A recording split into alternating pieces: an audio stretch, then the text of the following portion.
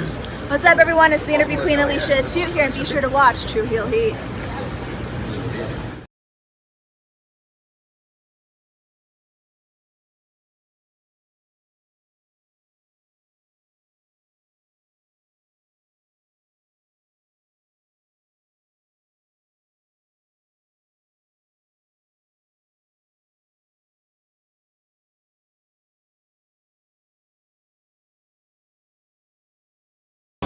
You already know what time it is, man. The young goat in the building.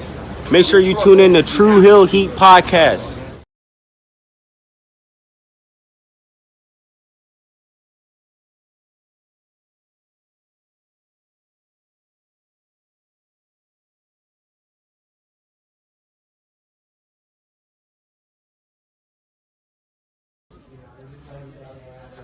This is the knockout artist, Chris Hero. And if you're looking for some true heel heat, you better listen to them boys.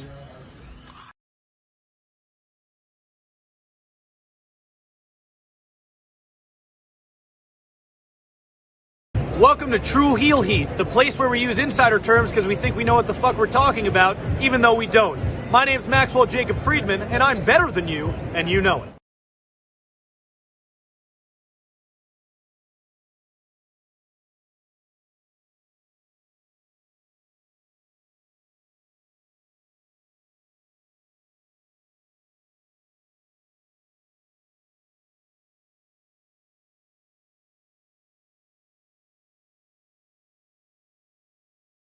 What's up, guys? It's Wolverine, Death Machine, Mr. GMSI himself, Brian Cage, and you're watching True Heel Heat. Who better? Nobody.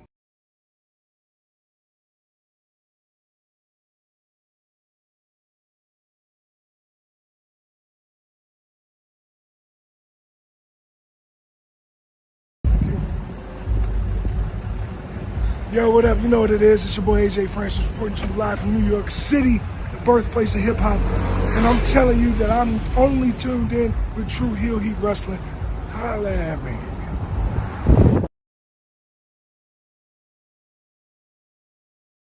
I'm serious. I'm not going to sit back and take this fucking shit.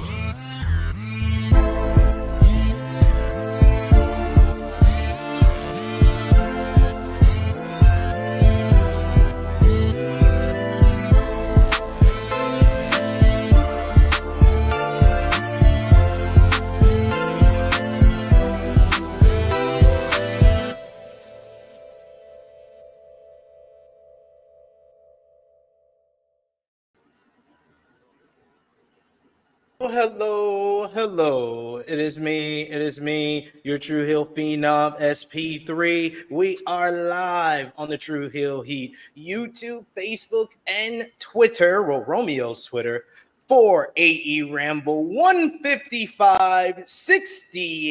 155-60-4250. Reviewing the July 17th, 2024 edition of AEW Dynamite 250.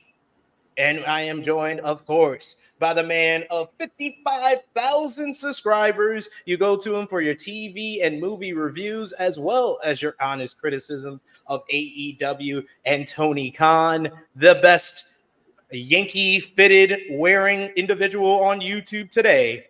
He is Jimmy Macram. Hello, ladies and gentlemen. How are you? Hope everyone is well. What? But, I hope everyone is well. Oh, that was nice of you. You're are you speaking from your regular mic or like the laptop mic? It sounds weird. Sounds like you're in like you're far away. You're far away. But we are here as always on Thursdays to review AEW Dynamite as only we can. The best AEW Dynamite review in the land. So we appreciate you for joining us live. We appreciate you for watching us on demand. Remember to show your appreciation back the simplest way possible. You just drop the thumbs up on this video. You can also share this video with all your wrestling fans, friends, and family on all your favorite social media platforms. If you are new to the True Heel Heat YouTube channel, you can hit that subscribe button, hit the bell to stay notified for all the great content here. And of course, if you're watching us on Facebook, you could drop a thumbs up, a heart emoji, an angry emoji, a laughing emoji. However, AEW Dynamite 250 made you feel. You can let us know with those emotes. If you're watching us on demand, you can do the same as well with that. If you're watching us on Twitter, on Romeo's Twitter, drop a heart and retweet the video to help other wrestling fans like yourself. We're streaming on Romeo's Twitter because he's the only one on the team that has a blue check, that has a premium account, because Elon Musk sucks and I'm not paying for Twitter. So it happens like that. He doesn't allow you to stream unless you have a premium account now. So it is what it is, but we still are on Twitter. So thank you for joining us. And if you're watching us on any of those platforms, sound off in the live chat. We love to interact with all of you guys, hear your thoughts on AEW Dynamite 250. We love to hear from all of y'all, hear your hot takes, your questions. But most of all, if you want to make sure your comment is highlighted on screen, you have a question or a hot take you want to hear me and Jimmy's thoughts on, you can send a super chat donation. Any dollar amount matters. We will highlight it on screen. It goes back to the contributors that you usually see on screen with us here. And like Jimmy always says, we're broke. We're not the richest people. So we appreciate all that support. We got Alexander Fitzgerald with our first super chat donation. Thank you so much, Alexander. We're off to a good start. Even before we even went live here, Alexander dropping us some love. So we always appreciate that. So we'll drop one of these, a new one for all of us. Speak, bitch. Come on now. Oh my God, Siobhan. What the hell is wrong with you? Thanks to Romeo for dropping that as one of our new drops right now. Alexander says, where do you rate Ospreay versus MJF in the best matches on Dynamite? I think it might be my number 2. Nothing comes close to Omega versus Danielson. I know you, Jimmy, were there live for Omega versus Danielson. You've always had big praise for Danielson and Hangman 1, the 60-minute time limit draw. And this matchup was the longest match with a finish, with a pinfall submission finish in AEW Dynamite history. And I love a match that gets everybody kind of up in arms as far as like differing views. There's people that I've seen hate it. There's people that I've seen love it. There's people that are on the fence on it. So I love a match that causes this type of debate, and we put it in our headline here. Is it the best Dynamite bout ever? Where do you stand? Since we got a super chat donation, we gotta say our ranking before we decide if it's the best and where it goes. But where would it be initially for you, Jimmy? Gun to my head, I'm gonna say number 2, behind Omega and Dragon, and I put it ahead of the first Dragon Hangman match only because it has a finish. And I said at the time, Dragon Hangman should have ended at 57 minutes or 58 minutes or something. You got what you wanted. Yes. And then they gave it to us here. I'm gonna go second. That's fair. That's fair. I'll save my real ranking what number it is when we get to the matchup. But for now, I would say definitely top 5. Top 5, gun to my head. It's a top 5 Dynamite match. And there's been a lot of matches that that deserve mention. Like I know we were very high on Omega versus Pac, but that feels like ages ago. That was like pre-pandemic. That's pre-pandemic. Omega and Pac. That's a classic one. Yeah, but this is up there. And it gave me a finish that literally had me messaging Jimmy. Oh shit. I did not see that. I literally was mentioning Jimmy like 30 minutes in. I was like, they're going 60. They're going 60. Definitely. I was like, these two guys haven't even touch third gear and we're 30 minutes in. So we're going 60. And then to have that finish, I will say, it's one of my favorite finishes in Dynamite history. Because you have to understand, like I talked to Donovan Dijak, and when we got a question in the chat of what's his favorite matchup from his WWE run, he talked about the Iron Survivor from last year when Trick was down like 3-1 in the Iron Survivor, and he gets one pinfall, then he gets another pinfall, then he hits his finisher on Braun right at like 5 seconds remaining and gets the 1, 2, 3, and he was like the timing. He was like, we did not get it right on the practice of that. And I know these guys didn't even practice this. They just talked about it and said they were going to do it. So to get the timing right, I honestly thought that Bryce was slowing up his count so it would hit the time limit before he hit 3. But to get the 3 with really it was 1 second remaining, not even 2 seconds remaining, but 1 second remaining. That takes some great timing by everybody involved. So I got to hand it to him. It's probably top 2 finishes in AEW Dynamite history. Jesus, what the fuck's number 1? Trying to think what's my favorite finish in Dynamite history. Well, Omega Danielson was also a draw too. So that's different. It's Dragon. What is Danielson and Hangman? Dragon and Omega. Sorry. Okay, fair. You got me there. We also got a super chat donation from Alexander Fitzgerald, who says thanks you once again, Alexander, and we'll give you one of the classics. The old. They go on Twitter. I don't see how this is gonna work. This is absolutely ridiculous, Sid. It's a scent. But he says the WWE diehards are wild for hating on Ospreay versus MJF. I know someone say the Uso match at Mania was better. Oh my God, this is like the hyperbole and toxicness that is professional wrestling fans, which me and Jimmy, pull back the curtain, were just arguing about before we went live. So, but that's.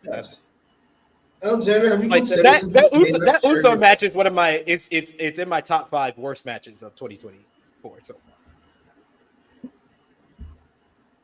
far. Number 1 is Billy Gunn versus Jay White. So to be fair. I'm not sure. How would you book Brock Lesnar versus Jay White? You book it like that, would you not? I'm kind of sure to tell you. So have you considered, Alexander, that some people might have a different opinion than you? That's all. I have a different opinion. That's all. But can you not say that's hyperbole? Would you stop, Missy? I saw that little face you made. We just want to be fair to everybody these days. I don't want to be accused of being rude or mean. Everybody's opinion is equally valid over here. Uso versus some people like it. Great match. Some people think Osprey MJF's a great match. What do you watch? Nigga, Jay Uso didn't even like that match. He admitted he let people down. Bret Hart thinks the fucking Iron Man match with Shawn Michaels is fucking fantastic. He's wrong. Sorry, I don't care what you think. So I want to know. I want to know what you think, Jimmy. Do you think that Jay Uso is wrong for not liking his matchup with Jimmy? I think Osprey versus MJF is better than the Uso match. Yes. I would say so. But give me a hold. Okay. What match at WrestleMania? What match at WrestleMania was the Uso match better than? That's another question. At WrestleMania? This WrestleMania? Yeah. This past WrestleMania.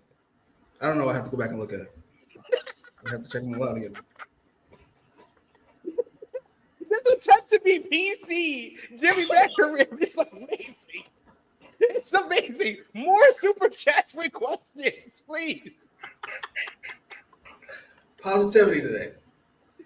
Positivity. All right, we'll see how long that lasts after we get past MJF. Myron Kid says knew that there was going to be a run-in in the Swerve Okada match because of the time left. I knew that once we got an actual finish to MJF and Osprey. I was like, they're not going to give us both of these matches with the finish. I knew. I'm pro run-ins. I'm pro DQs. I always said this. I'm pro countouts. I'm pro anything that gives me 2 stars fighting. I don't care how we get to a finish. Yeah, I need it. And that match did not need either guy to lose. So I was fine with that run-in finish. But I don't want it to become a habit. This is 2 in 2 months from AEW with DQ finishes. Don't make it a habit. 2 in 2 months? 2 in 2 months. You're entitled to your opinion. However, I would thank you. I appreciate you letting me know that. That you can do a DQ every show. If you have 6 matches, you can do 1 a show. I'm all for it. Who cares? It's a finish. It is a finish. A DQ is a distinct finish. It's a marking in the rule. Disqualification. I'm here. So you don't mind that every Broadbreaker matchup that he's been involved in for the past month has had a DQ finish on TV. If that's the only DQ on the show, nope. Here for it.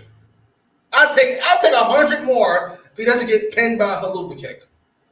100 more if you don't mind. So you would have preferred the DQ finish to what I suggested for Money in the Bank. Yeah. No said yours was a bad idea. Thank you. I appreciate it. Correct. Yeah, I guess. I like this new Jimmy. We got Chuck Berry's in the chat who says, "What's good, SP3 and Jimmy? Did not know that Tony Schiavone had such a potty mouth, calling people bitches on national TV. LOL. I guess that Okada is rubbing off on everybody." Yo, it came out of nowhere. It just came so out of left field. But it might have been his best contribution to commentary the entire night. Right? It was so quiet. The crowd was quiet. And then he says it really low. Like, he's not yelling. It comes out. People getting upset about that it's shocking to me. This woman quite literally murdered somebody on television. And we can't call her a bitch. What are we doing? And we all know Tony Schiavone treats these baby faces like their family. What are we doing? Big bitch. Oh, it's big bitch. Annika says she's still giving #1 Dynamite matchup to Danielson versus Omega. We got Officer Dre who's trolling us and saying Billy Gunn versus Jay White is the top 5 Dynamite. How you know he's trolling? He might think so. I was laughing. MCAS who says Hangman versus Danielson 2 was better than the Broadway match. I love the Hangman Danielson 2. I don't think it gets enough credit for how great that was. But Hangman Dragon 1 has the fucking jumper jacks. Blood on his face. But you know that too. I think you're that's the one where Brian does it. I think Hangman does it in the second one, doesn't he? When he's that's definitely the first match. It's definitely the first one. Yes. Because Brian does it earlier in the matchup, and then Hangman does it after him. Yeah, you're right. Alexander is saying, I think we are getting a 4-way for the title at All In. Garcia versus Pac versus MJF versus Osprey. I mean, you got to give us MJF Osprey 2 at All In after that match, don't you? You think so? I think so. I think that's why you do the title change, so Osprey can win a title in Wembley. All right. And he has to, after that finish, he has to do it with the Tiger Driver. I think they do fucking Garcia, and I'm not pleased about it. I want Garcia to come back for All Out. Just do Garcia to fucking. He's a good guy, great guy. On what planet does he fight MJF for pay-per-view? We all go, that's the right match. What are we doing? Just to be fair, we do have a difference of opinion here. Ian in the chat, it says terrible match. I was bored to death. Sir, I just want to ask you a question. And this is legitimate. Like, you might not like all the flips and stuff. I understand that. You didn't get a kick out of everything MJF was doing? Like, all of it. His screaming, him going, oh shit, him begging off, him flipping the little girl off. You didn't like any of that shit? As he's getting beaten up by Osprey. And it's not just a regular finger. It's just fucking Vince McMahon fucking shaking with anger. It's fucking great. Come on, man. Come on, man. Oh man. We got King Potato in the chat. Says, sup everyone. It sounds like Jimmy is talking through a webcam mic or something. Still? No, I think you sound a little bit better. I'm fucking damn near blowing this mic at this point. There you go. It sounds better. I guess when you get up close. We got another super chat donation from Chuck Berries. Thank you so much, Chuck Berry. Always appreciate you showing support to us. He wants me to work with pricks constantly. That's what it is. Nevertheless, Every time. Chuck Berry says, at this point, I truly have to ask, who is worse, the Acclaimed or Chris Jericho? Their shtick is kind of old and annoying, in my opinion. I've liked Jericho more recently than I liked the Acclaimed. I'll say that much. Yeah, I liked Jericho like 2 weeks ago. I didn't hate Jericho last night. He wasn't offensive to me because it was very short. It was a very short, compact segment, and even though they had a very short, compact segment, the Acclaim segment pissed me off more last night than Jericho's. Well, that's your own fault for getting your hopes up. I'm not entirely sure what to tell you. I tried to warn you. I saw on camera. I tried to warn all of you. You did. You did. I will give you your Jimmy was right moment when we get to that segment. Don't worry. I already have it in my notes. We got Big Man Dogs in the chat who says, people freaked out over Gunther calling Damian Priest street trash, even though he's a heel. But Undertaker has tried to murder 10 plus people throughout his career. The conscience of the World Wrestling Federation. What? They so what? What are we talking about? Listen. Gunther said everything I wanted to say. Up to the street stuff. Your reign has been subpar. This guy's fantastic. Talk to him, Gunther. My hero. Triple H, don't get nervous. Pull the trigger. Don't let these motherfuckers guilt you with it. You gotta have the babyface win. You'll call street trash. No, you don't. Put Gunther over. Don't think twice. I literally messaged Jimmy when Gunther started off the promo like that. I was like, Jimmy, you writing Gunther's promos now? Like, this is what you've been saying for a month and a half. Go get him, go. I'm here for it. Alexander says, but didn't Pac win that match to challenge for the title? He did, but not to challenge for the title at All In. That was never specified. And we got a whole month. And you know they love putting out big matches. And Pac and MJF, surprisingly, despite being day one AEW guys, I don't think they've ever won one all. Yeah, no, I don't think so. Officer J saying Garcia is gonna steal the ring at Wembley at Will Ospreay Hidden Blades MJF, where he hits the Tiger Driver. Look at you booking. He said he's helping out AEW with the booking here. They appreciate that. How's that? We also much better.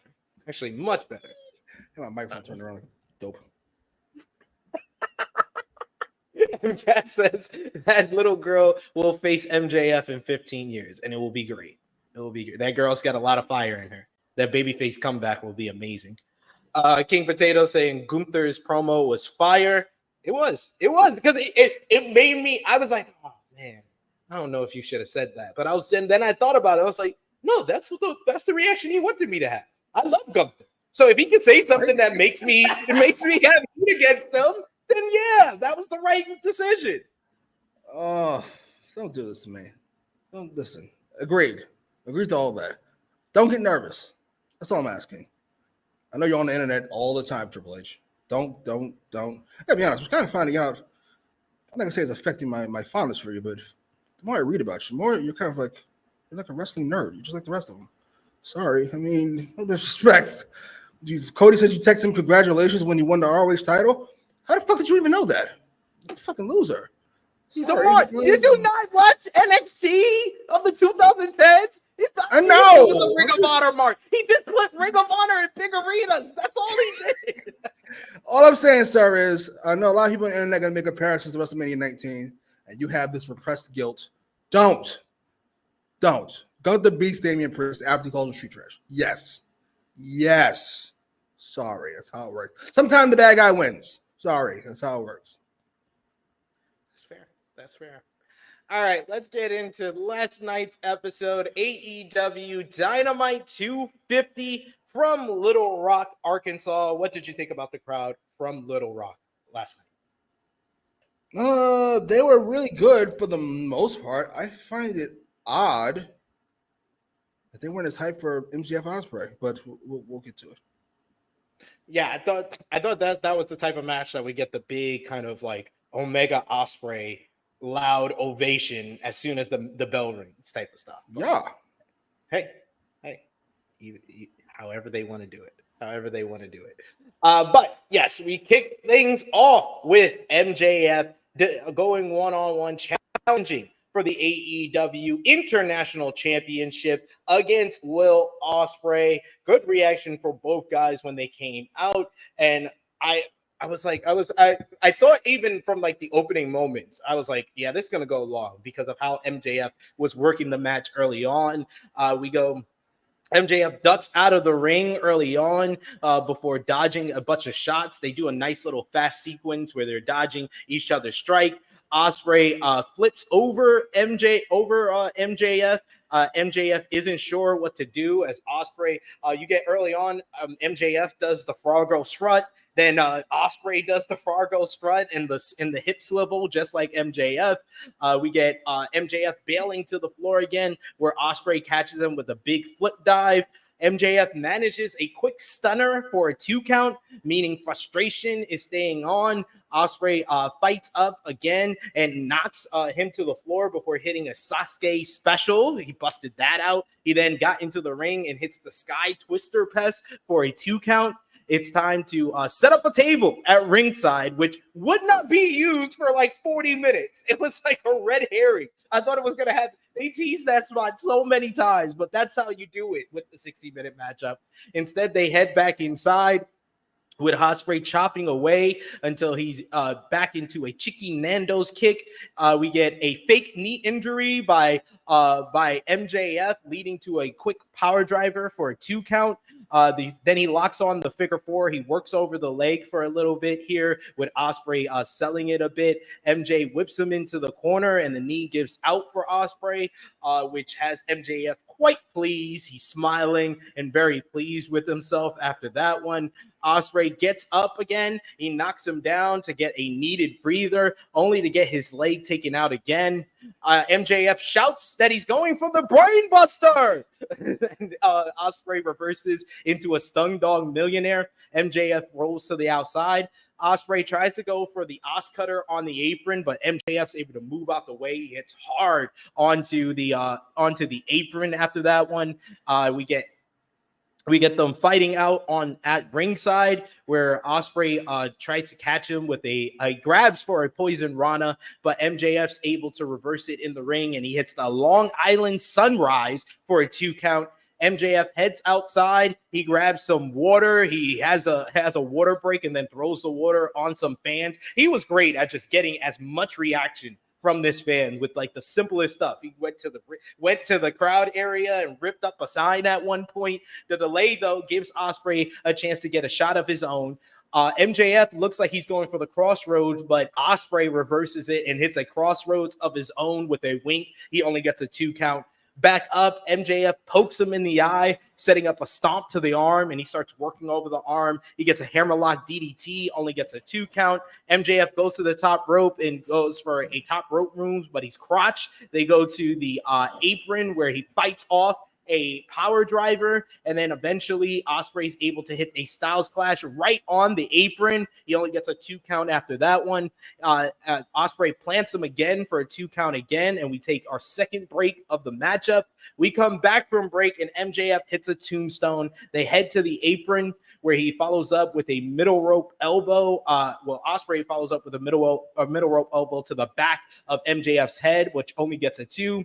MJF goes to the top rope. He looks like he's going for a Frankensteiner, but Ospreay's able to reverse into a super Styles Clash. He puts him on the table, and he wants to go for a big move, but MJF's able to move out the way. They fight into the crowd where Ospreay holds MJF for a little girl who punches him in the chest, and MJF responds by sticking the middle finger at her as Ospreay's still beating on him. This was great stuff. We get MJF back into the ring. He gets caught cheating with the abdominal stretch, and Ospreay hip tosses his way out. He hits a super. He goes for a super Hurricane Rana, but his arm is hurting at this point after the work being done by MJF throughout the matchup. As we went to our third commercial break, we saw the doctor pulling Ospreay's arm back into the socket because it was like hanging on by a thread at this point. We get Super Hurricane Rana that is reversed by MJF, where he lands on his feet. He does an Osprey to Osprey. We get a Hurricane Rana by MJF, where Osprey lands on his feet. So they just back and forth with one another. We get a Poison Rana that's set up into a counter to a Stormbreaker. We get a Spanish Fly for 2. We get an attempt at a super tombstone, but Osprey is able to hit the Os Cutter, a springboard Os Cutter with that one. We get one of the best spots and one of the best camera shots of the year from AEW, as MJF is on the outside saying he's too smart as he puts Osprey back into the ring, and he gets caught with the hidden blade Tope Suicida, where he just comes into your living room. It looks like he's just jumping right into the camera because of the camera work here. That was very well done. Both men were down. They beat the 9 count back in, and we just get big move after big move. Osprey hits a big hidden blade, but MJF is barely able to get his shoulder up. He looks for another hidden blade after MJF had already put him through a table with a big elbow drop. That was sick. After teasing the table spot for a whole bunch of spots throughout the matchup. That was a great spot as well. He goes for the hidden blade, but MJF looks at the Contron and sees it coming, so he ducks and feints out of the way. But they start striking at one another, and Osprey finally looks like he's going for the Tiger Driver 91 as Justin Roberts calls for the 10 count with the 1 minute left in the 60-minute time limit to the matchup. At this point, I'm like, oh, we're definitely getting a time limit draw here. He picks him up. He even gets him into the Tiger Driver position, but Osprey is just so conflicted with his, he's tormented by using the Tiger Driver against Danielson that he decides to put MJF down. He looks like he's then going to go for a Stormbreaker, but MJF is able to drop out. They bump into the referee with the referee down, and it was great, the camera work here, because you didn't even see MJF put the ring on his finger. As Osprey turns around MJF, he blasts him in the face with the Dynamite Diamond ring. Osprey is knocked out. Bryce Lensberg gets into position as we're getting the 10 count of 10, 9, 8, 7, 6, 5, 1, 2, 3, and with 2 seconds remaining, MJF has defeated Will Ospreay to become the new AEW International Champion in an instant classic, in my opinion. This was a superb contest that had great selling by Ospreay throughout, but MJF, man, he was in top form. I said to you like 40 minutes into this matchup, this was like seeing a prime Ric Flair versus a prime HBK. Both guys were on the money. Will Ospreay bringing all his unique moves, his unique offense, but showing a different side of himself with his selling of the arm being great throughout the matchup. But MJF, he was just the consummate heel, getting as much heat, as much reaction to the fans, to everything he's doing. And his best work, in my opinion, was the post-match, Jimmy, as he's getting oxygen. He's getting oxygen. He's given the AEW International Championship. And then the camera zooms in on him, and MJF takes the oxygen mask off, and he says, "You see that? Easy win." Easy dub. This was great. Excellent matchup. In my opinion, one of the best AEW Dynamite matches of all time. I would say Ospreay, Danielson, Hangman, the hour-long draw, and Omega Danielson. Omega Danielson, Hangman Danielson, and this are my top 3 Dynamite matches of all time. All of them are instant classes. 2 of them are time limit draws, but this may be my favorite finish out of the 3 because it made you believe we were going to get the time limit draw, and then MJF just steals it at the last minute. And the way they shot it with not seeing him put on the Dynamite Diamond ring, and then the little shot of the Dynamite Diamond ring on the side, so you knew that he used it. That was great stuff. The camera work throughout this matchup is a lot better than AEW usually does with their camera shots during matches. It was very well done, especially with the hidden blade, Tope Suicida. But what was your thoughts on the 59-minute, 58-second instant classic, in my opinion, between MJF and Will Ospreay. Removing the circumstances from this match, which is fucking Austin and Rock fighting for the Intercontinental title in 2001. Removing on free TV. I'm sorry. Well, what a fucking idiot. It's not important. Listen. That aside, this is a great match. I love every part of this. Only part of mine I like is the table part because DQ is number one. He's giving a lot of leeway because it's a title match. Whatever, stop it. Don't hand wave me. I don't buy you. They should have just made it a no DQ to not rely on the commentary team to make up reasons like referee discretion. And whenever you bring in a table, motherfuckers are gonna want a table. Like I'm just waiting for you to use the table. Like, and get to you anytime soon. So maybe you set it up later. This is a great match though. I have no complaints. MJF to me, much like when I watched Omega Osprey, the first one, and everybody told me how great Omega was. I was just kind of focused on Osprey. Like he's fucking fantastic. I had the exact opposite reaction here. Everybody's talking about Osprey. MJF is amazing. Like everything he does is great. I've missed him so much. How long has it been since we got a heel MJF doing shit like this? It's been a while. Oh my God, this is in my opinion, this is MJF's best performance in a matchup since his Iron Man match against Daniels at Revolution. Yeah, probably. All of this was almost all of this was fantastic. I was a little shocked that the crowd was not as into it in the beginning as I thought they would be, number one. And number two, and perhaps more importantly, we got to start talking. We keep talking about Raw, SmackDown, Dynamite and shit.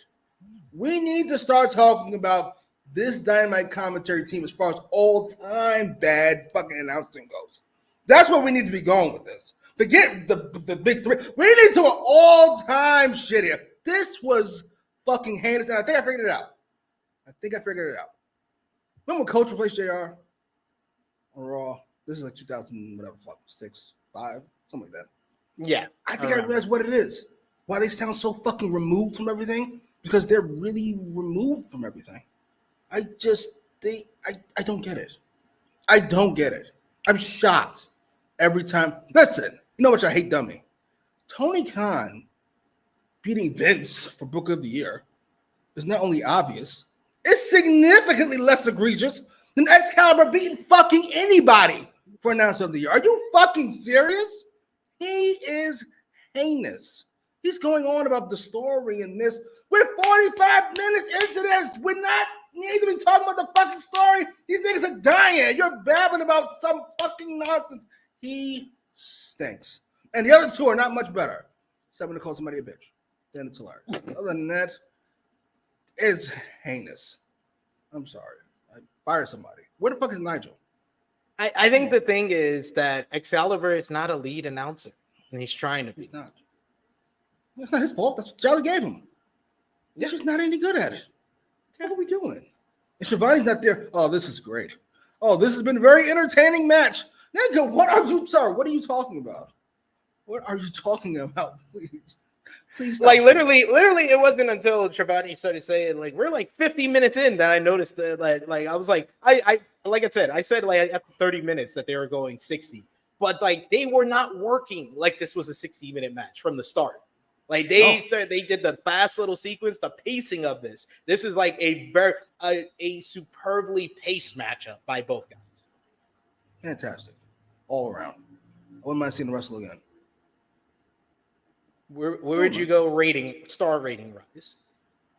Oh my God.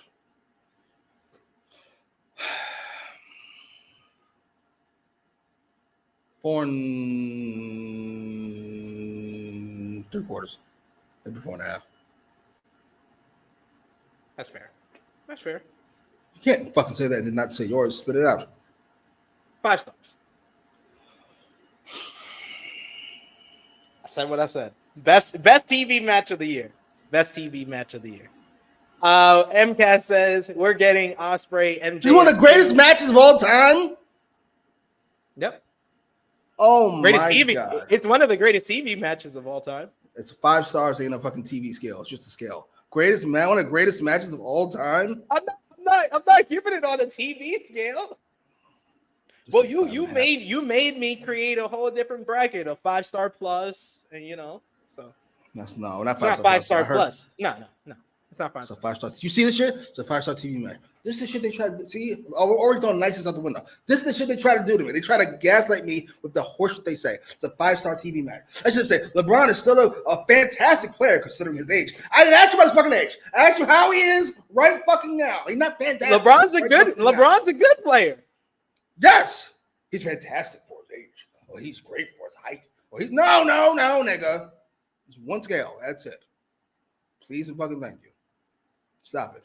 You can't put this next to Brett and Austin or fucking Omega. No, Brett and Austin is 6 stars. I gave that. There's no such thing. We're not doing this. Cut. Let's move on with the show.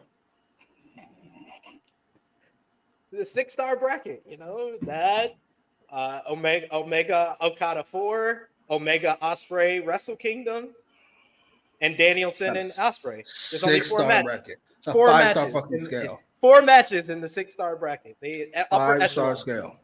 And the 5-star scale, and then there's the upper echelon just above the 5. He's the world's. He's the world's. If somebody wins the world's strongest man, and then somebody comes along and beats that, is he the world's strongest man? No, nigga. He's now the world's strongest man. Everybody else moves down. What are we doing?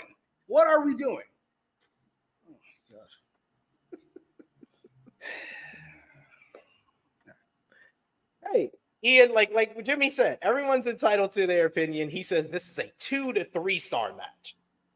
I'm trying to see how you could get there. Osprey's selling of the leg was kind of wonky, but yeah, I don't see. But he sold the arm great. That's what it's like if you have like a cut on your finger and then you step on a Lego. It's like that cut on the finger. You're still gonna hurt, but you're gonna be more affected by stepping on the leg. Except he stopped on the leg before that. He used his leg that we got fucked up the whole match to kick this guy in the face fucking 4 times. Oh my god. Whatever. Hey, that's why you went 4 3/4. You dropped the quarter star because of that selling. I understand the ratings. I know how ratings go. Officer J, if you meant negative 6 stars, then yeah, Jenna and Charmel. The rare negative 5 stars. I don't go negative though. I've never seen a match and I was like, this is negative stars. I just go dumb, 0 stars. Yeah. Like when I saw that Mountain Dew pitch black match, I was like, this is 0 stars. I didn't watch it. LA Knight and Bray Wyatt. That's your boy, LA Knight. Against Bray Wyatt. No offense, sir. But I already know how this goes. It's a not enjoyable 5 or 10 minutes. Sorry, gonna pass. So, segment night, by the way. Put the belt on Triple H. Stop fucking around. It's true. I got a question for you because I'm thinking when I said that I saw Bray Wyatt, my rant that I put before that Bray Wyatt is the greatest, and then the bell rings. Wrestler. I got someone in our chat on Rated Raw Review. Check it out. Me and Chase talking about this week's Raw. And I think it was Vala B. And he said he's scared that Rhea and Liv is a then the bell ring storyline. That it's been great. It's great when they're not wrestling because of the story with Dom and everything. But then the bell's going to ring and it's not going to be as great as the story. Do people think Liv's not that good? It might be that, or it just might be their history together. They haven't had a memorable matchup. They've wrestled quite a few times, but they've never had any memorable matchups like that. But I think I said in argument against that Liv is a different performer. I was like, I got to see her more as a heel. I've only seen like just the Selena matchup where she really worked as a heel. And maybe the Becky matchup at King and Queen of the Ring. They weren't great matches, but they were good. As long as it's good, I think they'll be fine. Depends on what the match is. I know it's something. I mean, like what spot on the card. Number one, because you need crowd investment, and depends on how they go about it. It really shouldn't be a contest. It should just be Rhea fucking throwing her around for 5 or 10 minutes until something happens. If that's a bad match, it's a bad match, but that's what you got to do. I'm sorry. Nobody buys angry Rhea having a fucking 50-50 match with Liv Morgan. No disrespect to anybody. I'm just saying. Oh, see, Ian's explaining why he's negative on the matchup. He says, my reasons: the heat segments with no selling, crowd brawls, the over kickouts, no clear direction on the match. First half high paced, second crowd brawls, 3 indie fest with kickouts. Okay, so this is you repeating yourself. Hold on. First half pace. No clear direction on the match. That's you trying to increase your word count. I'm not going for that. Crowd brawls here twice and no kickouts. Kickouts here twice. Listen, I'm not against any of this. It's an idea. Yeah. So you don't feel like it fit realistic standards, like Chris Benoit's rolling over in his grave. I'm with you. I mean, I get it. Certain stuff I don't enjoy. But like I'm from the Attitude Era. All he did was roll in the crowd. Like they would never stop. Every single fucking match. But the referee doing nothing, by the way. I'm not mad at it. Yeah. I would simply ask you, so I'm here to help, a therapist. How much of this is your actual opinion? How much of this is I don't want to be rude. How much of this is potential tribalism? You gotta ask yourself that sometimes. How much of this do I actually think, and how much of this is just me being kind of underweight by the usual AEW-ness I'm seeing? That's all. Let's give it a thought. Reese saying, I don't think it was the best Sammy versus Cody ladder match was, in my opinion. All right. I didn't. I know Dave gave that 5 stars. I didn't. I did not give it 5 stars. I think I gave it like 4.5, 4 3/4 though. Good rating. It's a great ladder match. Ladders. God. He's coming back soon too. Oh my God. Just what we need. We got Jungle Boy back, and I got this idiot back. Jesus fucking Christ. Stick your really? Well, here's 3 of my top 10 matches. All right. Fair enough. Yeah. I'll have to ban him. Jesus. What the fuck? What did he do? He has an opinion. we actually talk. We have different opinions, and we're talking through it. King Potato. We don't ban people for having a different opinion. What are we doing? We usually get people who are indignant about their opinion. Like, my opinion is the fact of the matter. He actually explained it and said that this is how he feels. Like, jeez. I love you guys. You guys are awesome in this chat. Alexander also saying negative stars belongs to Taker and Kane versus DX at Crown Jewel. Another one I gave a dud to. Gave 0 stars. Couldn't watch it. All Shawn Michaels. Sorry. Bald graying Shawn Michaels. Yeah, I know you're joking, King Potato. You're always joking in the chat. Don't worry. I'm not taking it that serious. I'm not one of these people on Twitter. I don't take Sammy versus Cody guy. Oh yeah, ban him. I'm agreed. I'm with you. Come on now. No, you're not joking. I'm not either. Ban him. There you go. You got Jimmy on your side, King Potato. See? Sure. That's all you had to say. We got Big Man Does. He says Sammy Guevara, the olive branch of the That is great. That could work. And it would fit Sammy's gimmick of a sidekick to Chris Jericho. That's been his gimmick since Dynamite episode 1. How long before we say this experiment is over? I don't consider him a pillar anymore. He's never been a pillar. We're seeing before our eyes them trying to make Daniel Garcia his replacement of the pillars. Who we can get to replace Jack Perry? Now listen, I will agree. Sammy's got to go first. We're in agreement there. But once we get the termites out of the house, we need to look at some of this mold. To be fair. Oh man, so bad. Officer J saying, thanks to Jimmy, I can't get the image of Swerve coming out to the Uncle Ruckus theme. He's lucky he's talented.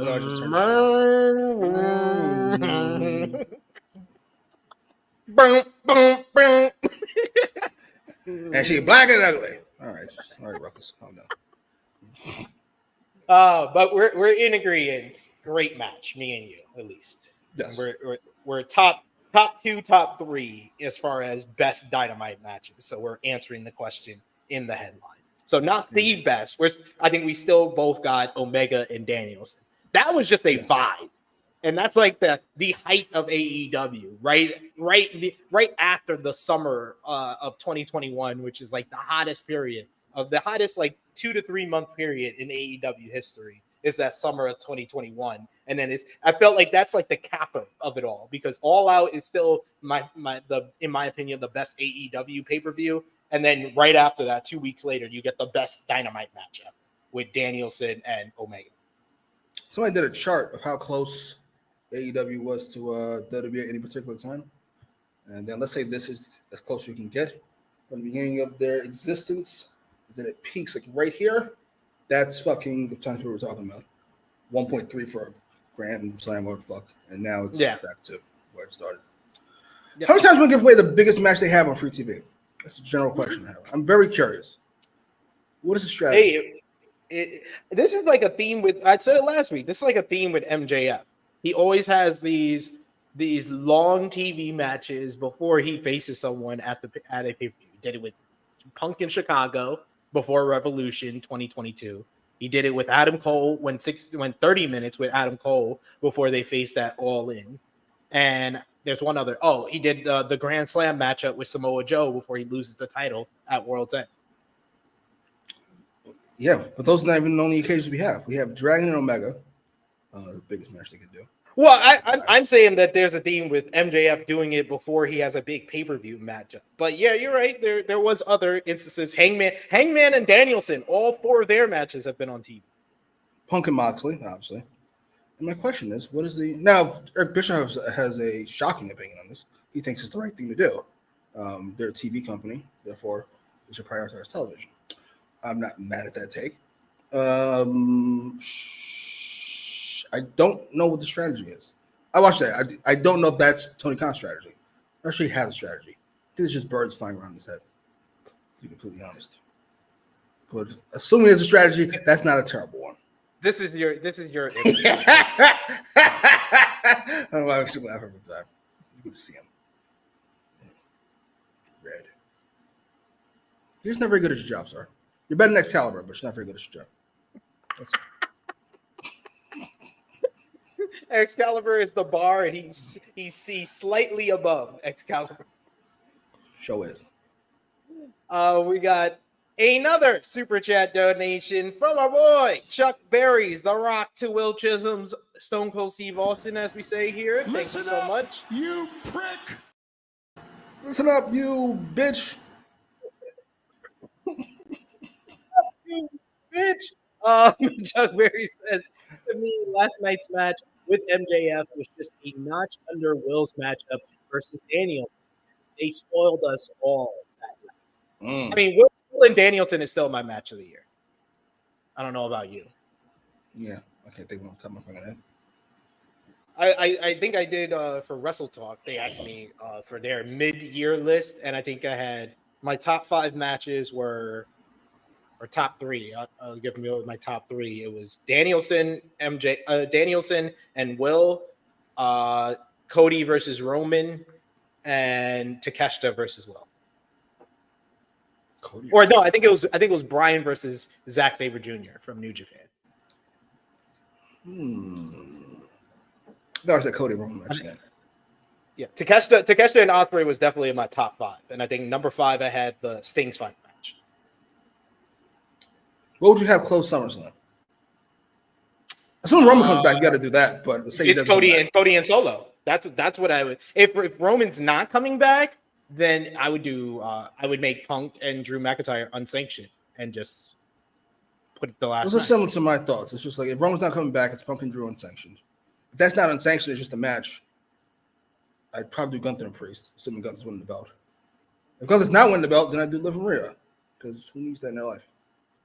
I was like, only on this show alone, Priest and Damian, I don't think even crack like the top 2 or top 3 of matches I'm interested in at SummerSlam. Like I'm definitely more interested in Liv and Rhea just off interest to see if it's gonna be, and then the bell rings. But the story has been great, and then Drew and Punk have been great. I just hate Adam Pearce. Adam Pearce, he's just so bad at his job. If it wasn't for Christopher Daniels, he would be the worst authority figure in wrestling. I mean, he is. Not so much you as an actor, so you're really good. I enjoy you quite a bit. But as the actual character, your character is fucking heinous. Your character is objectively bad. Like you fucking Chad Gable is. You think Drew has it bad? This nigga has been murdered. He's been stalked. He's been attacked, and I'm the bad guy. Drew has the part to hit 2 referees. Let's not forget, Chad Gable was the only one assaulted that night. There's all 20 fucking cocksuckers back there knocked the fuck out. Where's their apology? What the fuck? Come on, man. Come on, man. Pierce stinks. I'm sorry. Yes. Pierce stinks, yo. Like I was like, you literally had a meeting with a murderer, and you're trying to embarrass Drew McIntyre out here. You're trying to embarrass Drew McIntyre. What are you doing? Great performance, by the way. Everybody trying to screw me. Oh shit. Yo, I was like, he's the. He has been the baby face to me since Clash at the Castle. I have not got off that train yet. Oh my god. Big Man Dog saying Solo and Cody can't main event if Roman doesn't come back. Absolutely. Absolutely. God. Could you imagine what that reaction would be like? Just Cody pins and that's it. Wait, what? Huh? For real? Boo! Boo! Adrenaline! It was... Here's the thing: if Roman comes back at SummerSlam, which everybody's expecting, but I don't know why, outside the fact that we just expected it's because of SummerSlam. You can't do the Roman solo at Mania. Not 7 months. I fucking know what it is till Mania. It's Triple H. I keep telling you, it's Triple H. It's Triple H, dog. Yes, he will. He will do that. No, they might be all geniuses, but they don't have enough genius to fucking stretch that shit out. What you think they're gonna do? You think they're gonna do Solo and Roman at Bash at Berlin or Crown Jewel? Maybe Crown Jewel. I can see in Saudi. Roman's had lots of big matches in Crown Jewel. I think they. You know what I think they do at Crown Jewel? Roman versus Jacob Fatu. What? Why? Yeah. What? Why? What? Because they are going. Triple H will drag this out and make Roman and Solo at WrestleMania. I got a hot take for you. I'll put. You know what? Nice friendly bet. $5 that Roman and Solo are facing at WrestleMania next year. Sold. Oh, bad blood. Sold. You heard the deal though. Can't back out now. No, I'm not gonna back out. I'm not gonna back out. A hot take. I got a hot take. I'm fairly confident. I got a ridiculous hot take. You're all gonna think it's silly. I know that before I even say it. But I'm gonna say it. If Roman, it's a whole fucking butterfly flag. But if Roman comes back at SummerSlam, the first Raw on Netflix will feature The Rock versus Cody. That's the goal. You know what? You know what? That's not a hot take because I literally predicted that like 3 months ago. I said they'll do Rock and Cody, and Rock wins the title, so Cody can become the first guy to win 3 Royal Rumbles and face Rock again at WrestleMania. Wow, that's not where my fantasy booking went. I know. You're probably thinking Roman wins the Royal Rumble to face Rock at WrestleMania. I just thought The Rock he gave you your shot. Razor stayed the same, and now I'm going to take over now from here. Thank you, appreciate it. I'm taking it from here, big dog. The Netflix era is he's trying to make it the Rock era, the Dwayne Johnson era, the Final Boss era. It's the best heel character of all time. It's not even your best heel character, stupid. Would you shut up? Sorry. We got another super chat donation from our guy Alexander Fitzgerald. Thank you so much, Alexander. I'm serious. I'm not going to sit back and take this fucking shit.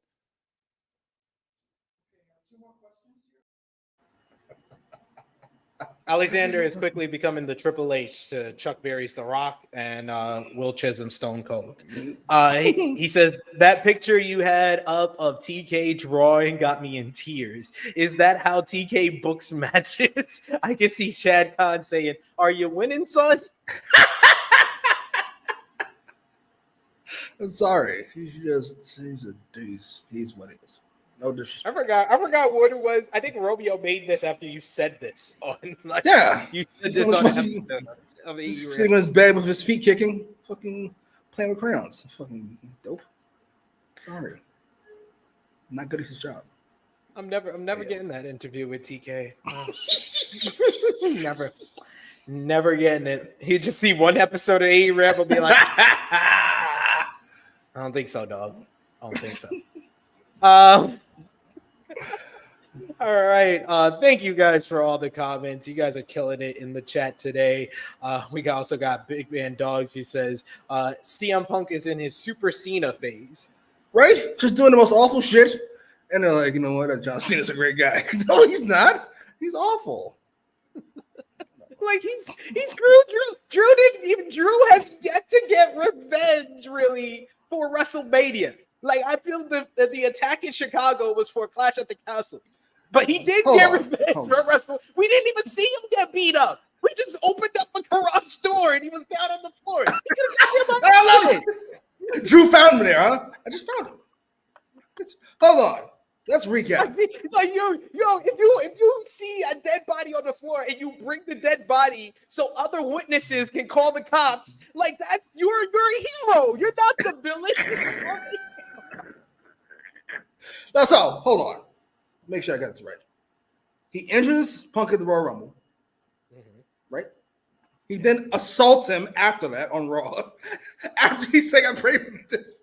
But it's still the greatest line of the year, even more than talk, bitch. No. He didn't attack him. Punk hit him first. He struck first. He's like Cobra Kai. He hit him first. All right, you know what? We'll let it slide.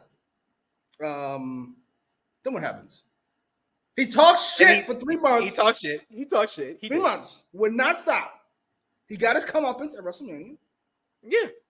Okay. And then Punk trolled him. Punk trolls him about it for 2 months after that, including trolling him because he got picked first, despite being injured in the WWE draft, and still trolled him about it. And then 2 months later, he still has not got his lick back for WrestleMania. He screws him again and has a whole conspiracy with the referees. Freaking Jessica Carr just going to give him. Here's the shirt. Here's the shirt. What is she supposed to do? He's asking for a shirt. You give him the shirt. Man, running out there. No. First of all, much like fucking McIntyre saw a dead body, Punk serves the referee. He's gonna go down there and help out. Not the referee. He's the That's all. I'm here to help. You know what the shirt means? I got you. No, he don't. Because he count 1, 2, and then it's like this, despite no kick out. Sir, he's got a bad arm. You know, you overcompensate when you got the other arm. What do you want from him? What do you want? What do you want? He can only do so much. That's all. I hate Punk, and I hate your reasoning. I hate that so much. Hate it so much. We got MCAS. I saw you in the chat saying no TK interview. Damn you, Jimmy. We also got Big Man Dogs. It says Solo has zero aura, but that's what makes him a great heel within the context of Roman and nothing else. Right? It really works. He does. I know he has no aura, but he doesn't give across "I'm the king around here" vibes. He gives across like "I'll murder you if you don't acknowledge I'm the king right now." He plays the role he's playing is the insecure yet dangerous villain, and he's playing it very well. It's fantastic. He's the only person I'm concerned about once this is all over. So I want him to stay a big time heel. He's fucking great. Yeah, I love Solo. He is like Felipe Lobos and Jacob Fatu. Jacob Fatu didn't even get this reference at all. He's Felipe Lobos and Jacob Fatu is Tommy. He's crazy and he's the killer.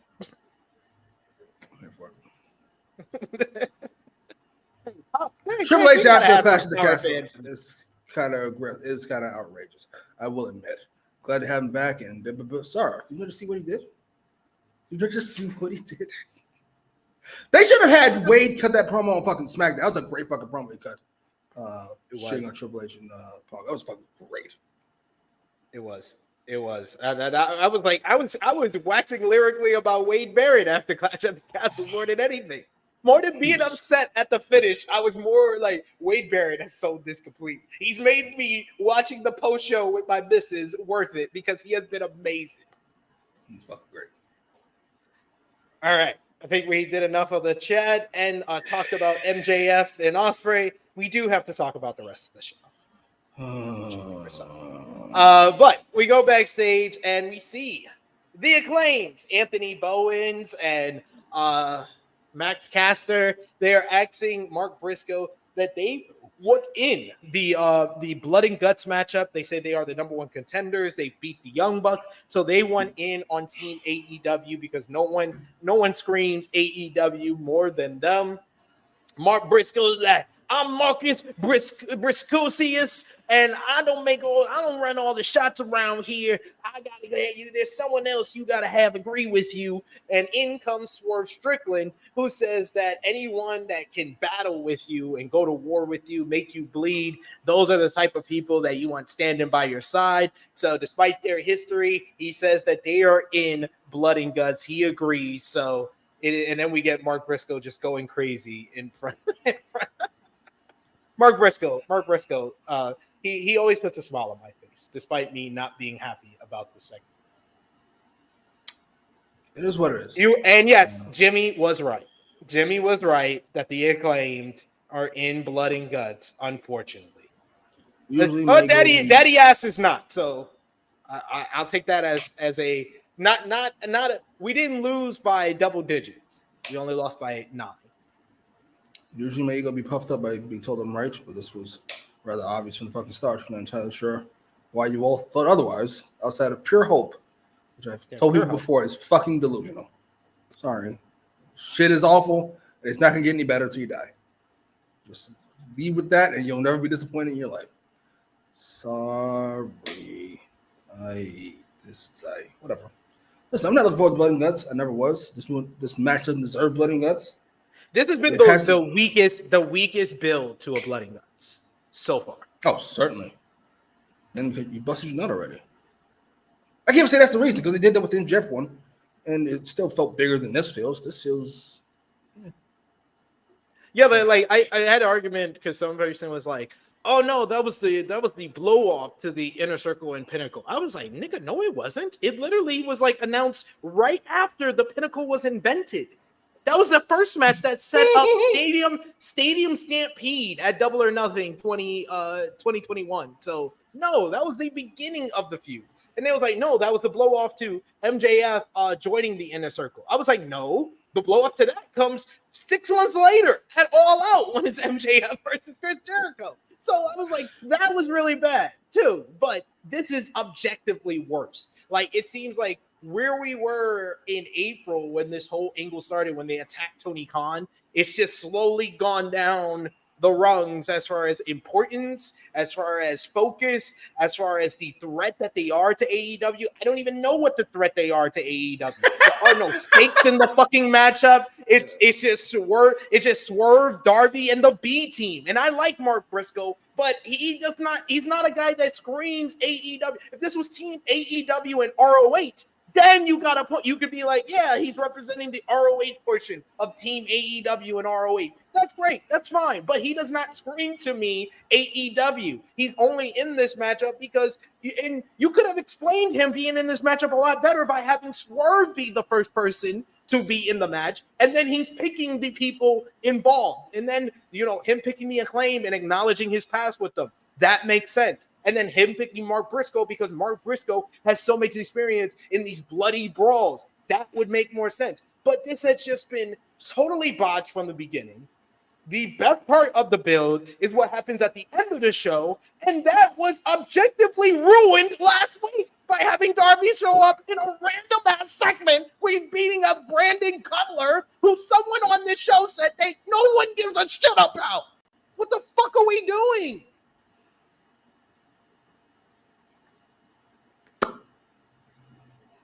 It's not news to me.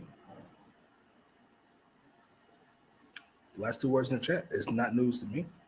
I'm not entirely sure why you all are surprised. You all seem rather miffed by this. Oh, you need this for that two words, sir. I mean, what are we talking about? It's been like that for years. I've been screaming at the clouds while you all tell me I'm bugging. All right, we'll see. We'll see. The plague has to come to your house before you take it seriously. I get it.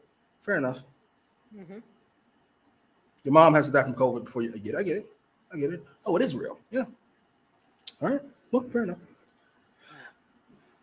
Yeah. This is very true. It's very much like, oh, we have Hell in a Cell this month, so that's when we're gonna do it. We do Blood and Guts every year at around this time. Like at least like last year they knew where Blood and Guts was gonna be, and they literally layered a story with the Elite. And I would say the Elite and versus Blackpool Combat Club was the best build to a Blood and Guts match because it felt like it was the natural blow off for the two top factions going at it in the matchup. It was slightly ruined by injuries to like Danielson and stuff like that, and you had to get replacements for certain people, but the build and how the story progressed, it made all the sense of the world. We saw what they were leading to, and it all made sense and all was put together. How can you do that and then a year later give us the worst build to a Blood and Guts? Who are we playing for this? I always blame Tony Khan. Okay, fair enough. I thought you might want to spread it around. All right. No, I'm not mad at it. Sure. Getting no argument from me. Sold. Oh, so frustrating. So frustrating. Louis says, feels like an AEW Summer League team. Yes. It is wild. Like Mark Briscoe would be okay if Mark Briscoe was even his lack of connection to AEW. He's okay to have in here, and he makes sense if you would have done this differently. The Acclaim being in there, just you're lowering stuff. Like they have lowered the AEW tag team division because they're in the feud with the tag team champions right now with the Young Bucks. They've gradually been lowering. They haven't been brought up to where the Young Bucks were built at from, them coming back in January through the Sting matchup, through the matchup with FTR at Dynasty, the main event of Double or Nothing. Just what was that, 2 months ago? Feels like a decade ago at this point because they literally have been drugged down to the Acclaim's level. The Acclaim have not been brought up to the Young Bucks level. They have dragged them down to their level. And this feels like a mid-card Blood and Guts. What did you expect when they're playing a comedy fucking duo, the Bucks are, or occasionally violent? Why wouldn't they go out and get the comedy duo to continue their nonsense with? So pissed. So pissed. You want long-term stories. Here they are. They just suck. Sorry. This is just a story told too long. This is a story told too long. Yeah. So that's much like the devil thing. It's a long thing that just sucks every bit of the way. I will admit, I did like the Elite I won't say like, that's wrong. I thought it was interesting in the very beginning. Taking on Tony Khan, taking on Omega. It was. Shit. They were going so well. The first fumble was not bringing stakes to Anarchy in the arena. That was the first fumble. That was the first fumble there, and I don't think they've ever recovered the ball since then. And you know why that happened? I'll tell you why. I don't know if you need stakes at Anarchy in the arena, but you can't have Tony Khan come back. His coming back ruins everything. No, quite frankly, it's just the Bucks running around doing shit. I'm sure. You know why he had to come back. And then they compound that fumble and fuck up by having Christopher Daniels be his fucking avatar, who has made some horrible fucking decisions. And this is not my last rant on Christopher Daniels as a fucking authority thing. So pissed off at this shit. Oh god. All right, next up.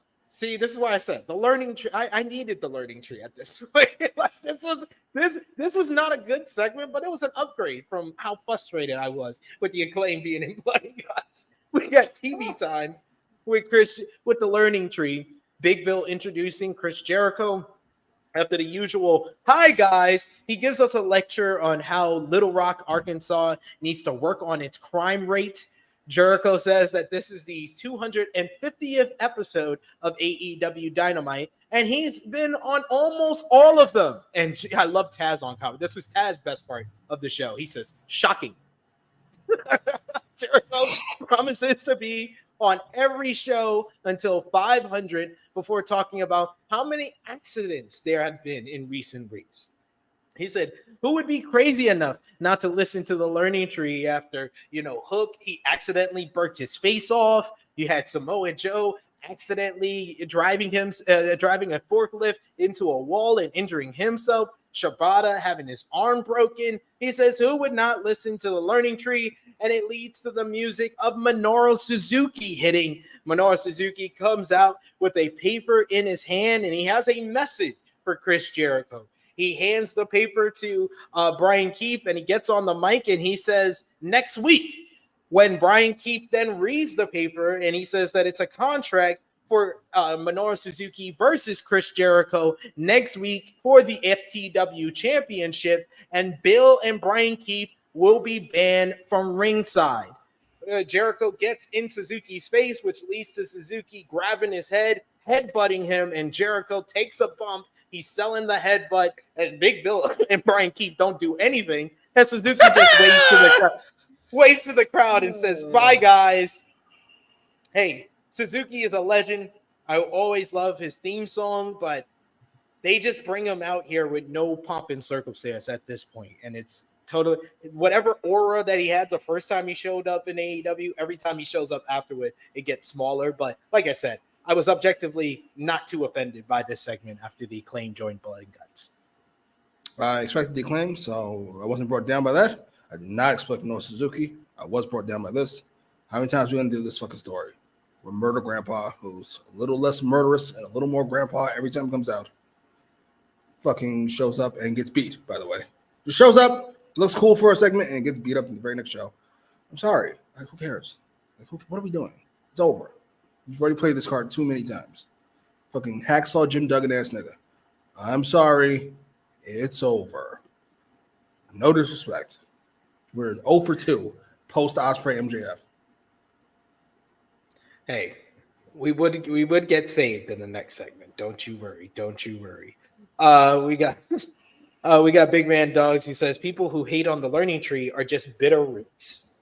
That is clever. Let's see what you did there. We got Annika who says, to play devil's advocate, Daddy Magic and Cool Hand Ange were in Blood and Guts. They made sense in Blood and Guts because they were part of the Jericho Appreciation Society. The Acclaim do not make sense in this Blood and Guts, in my opinion. Yeah. And Cool Hand Ange gave us the best spot in any of these Blood and Guts matches. Maybe fucking maybe Max Cass is going to give you the best spot in this one. See, I could tell by your face you thought about saying Anthony Bowens, and that's actually possible. But then you said Max Caster because that's not possible. Cool Hand Ange is fucking. He's not the Max Caster of these two.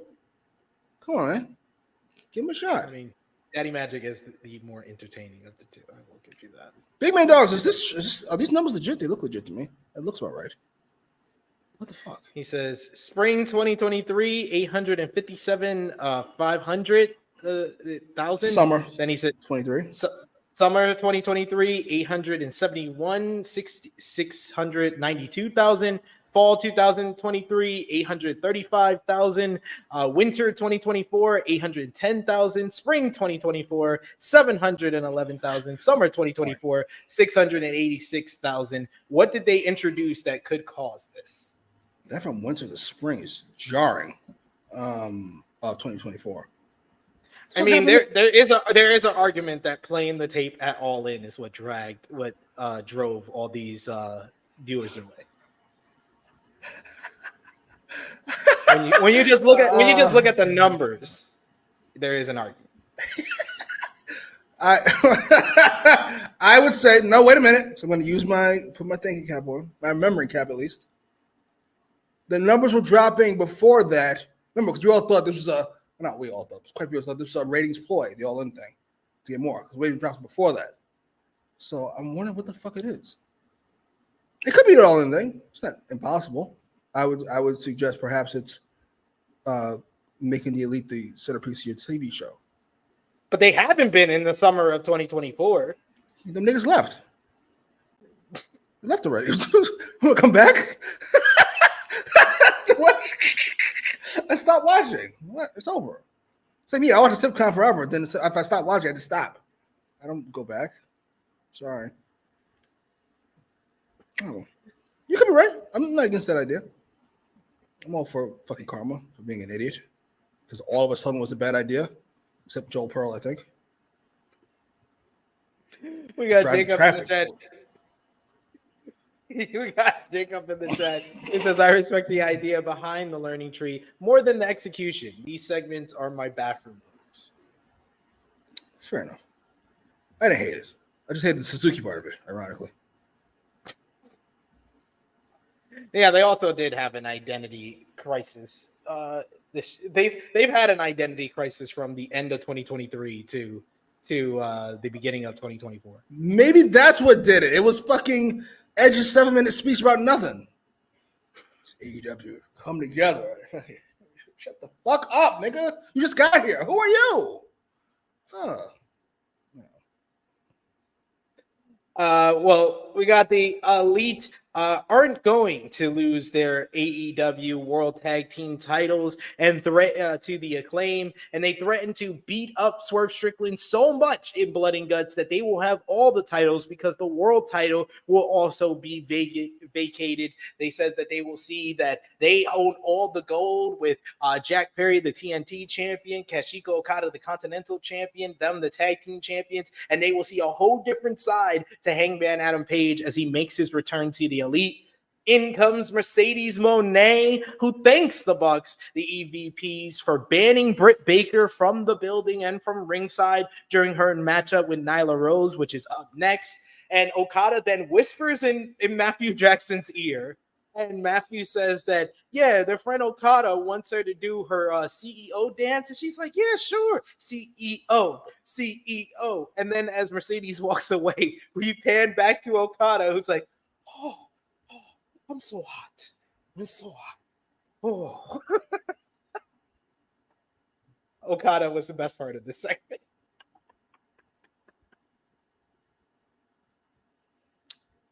This is going to sound like an insult, but I don't mean it as an insult. I sometimes forget Mercedes is black. And just remembering now that she's black, what kind of coonery is this? Dance for us, little niglet? Are you fucking serious? And then you dance? Can they touch your hair too? What the fuck are we doing? The words and opinions of Jimmy Macram do not necessarily reflect those of True Heel Heat, its viewers, or affiliates. Come on, man. What are we doing? What are we doing? Holy shit. Absolutely not. Okada was great. But come on, man. Nope. Nope. What? That's wild. Do your dance. Do your little dance you do. What the fuck? What? No. I'm sorry. Whoa. Oh God, Officer J, don't wish that upon me. I hope they get it done in August. Get it done in the beginning of August, if you will, please. We got Officer J says if Acclaim versus Bucks are the all-in match, I hope it gets the Brock versus Goldberg Mania 20 treatment. It will from me.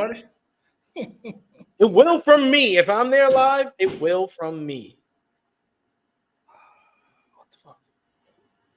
Annika says Okada and Monet tag team book it. I am with the money makers being a tag team. Money. I should have known something was up. We gave her all these great names she could have gave herself. We have Mercedes Banks and all types of shit. She goes with Mercedes Monet. I should have known there was something wrong with her then. And then here we are all this time later, like, oh my God. Never give creative control to any of these people ever again. What the fuck? I said, you can tell me to dance, and then out the ends. Really? That's it? That's the boss character, huh? If I tell you to dance, you dance. All right. Fair enough. CEO. See, it's the dance. It's the dance spreading across the nation. She just promoted a lot on her Twitter page. No, ma'am. Stop begging. No. Mercedes Moné is up next. She's defending the TBS championship against the second ever AEW Women's World Champion, Nyla Rose. This was a nice little a David versus Goliath-esque matchup, but David is the heel in this matchup. I love the spot where Mercedes tries to go for a tornado DDT, and Nyla says, "Have you lost your mind?" And then plants her down with a big suplex before we go to commercial break. She puts her on the ropes and hits her big knee drop off the top rope onto Mercedes, who bounces hard onto the mat. When we come back from commercial break, Nyla Rose powers her into a big splash into the corner. Then she hits a cannonball in the corner, only gets a 2 count. Mercedes kicks off the ropes and hits a big Vader bomb onto Nyla at another point. She then hits a middle rope Meteora and gives Mercedes only a 2 count. She then hits a middle rope Bulldog, which puts Rose down again. She loads up then and pulls out a CEO glove a la Britt Baker and tries to grab on the lockjaw. But then Nyla bites her hand for the break, which Mercedes then says, "Oh, fuck it, I'll just put my own finisher on," and puts on the statement maker, no longer the bank statement, but the statement maker, and gets the tap out victory in this one in just over 9 minutes. Mercedes Moné once again retaining the TBS championship. Post-match, she goes to ringside and she sees a DMD, greater than CEO sign from a fan who's wearing a Stings match. She then rips the sign from her, rips the sign in front of her face, and then the fan pushes her down onto the ground and reveals the under the Sting mask that it is Dr. Britt Baker, DMD. Mercedes once again does her hilarious runaway, where she runs away like a villain in a 1980s fucking film, running away as all this bunch of security has to stop Britt because Britt beat up security last week, so they needed to add more security to stop Britt this week. Mercedes, I enjoy her a whole lot more as a villain. She plays a villain very well, in my opinion. I know you differ in that opinion. So, what did you think? She's a great performer. She's a great just performer. I'm sorry. Anything that has to do with anything fucking creative, it's heinous. See, it's the DMD glove, but it's got CEO on it. Get it? And it has nails on it. You get it? Because it's like a thing. And it's the bank stick. Oh my God, who's writing this? Did she already fire Peppermint? What, are you writing this on your own?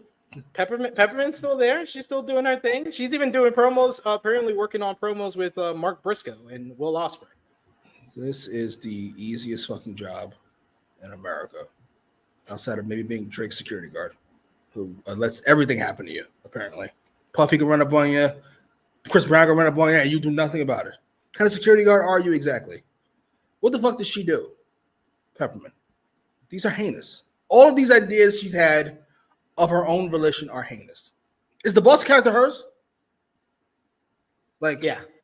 She came up with it in NXT? In WWE, but I think WWE copyrighted it, so that's why she can't. I'm talking about her pure creativity.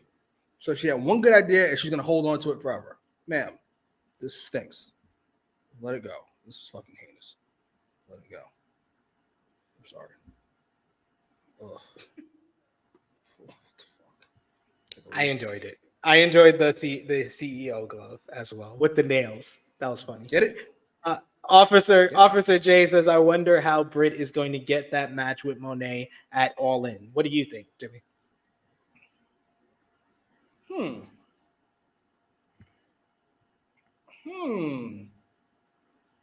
know what? Considering this is Mercedes, she's gonna fight somebody with a mask. Fucking and then that person will win. I'm sorry. This stinks. Who cares? Just still a whole bunch of ideas that happened in WCW. You did the Sting under the mask gimmick. You did now do Cyclope versus Chris Jericho. The Malenko. What is this? What is this? It's great then. It's great now. We'll see.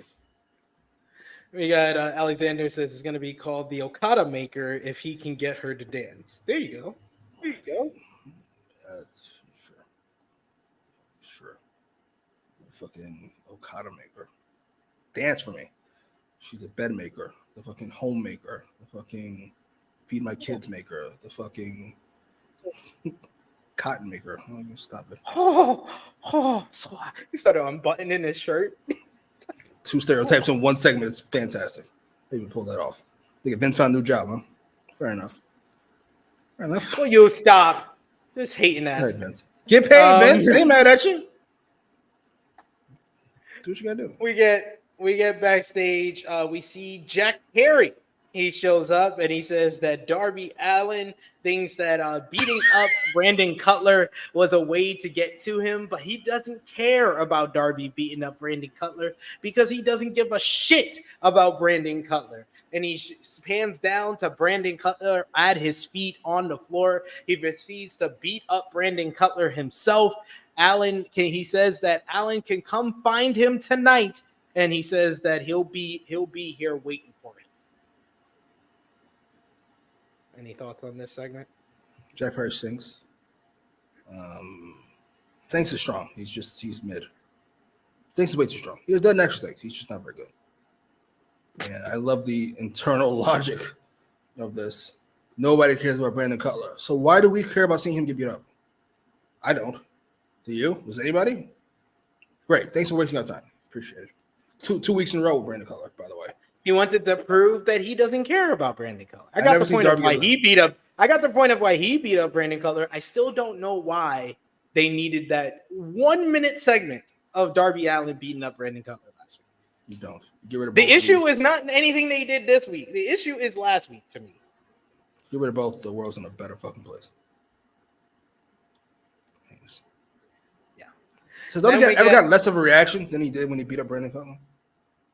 I don't see he's so silent for Darby. Ugh. Then we get highlights of Mariah May's great heel turn to end Dynamite last week. And then we hear the music of Timeless Tony Storm. Or so we think. Good Lord. Actually just like this bitch. It is actually Mariah May. And I think I pinpoint what was the problem here. I think that people still couldn't realize that this was Mariah May. They didn't realize it was Mariah May until she started talking. And then the crowd was very silent. And of course, we also got before Mariah May talked, we got this great moment from Tony Schiavone. Speak, bitch. Come on now. Oh my God, Schiavone. What the hell is wrong with you?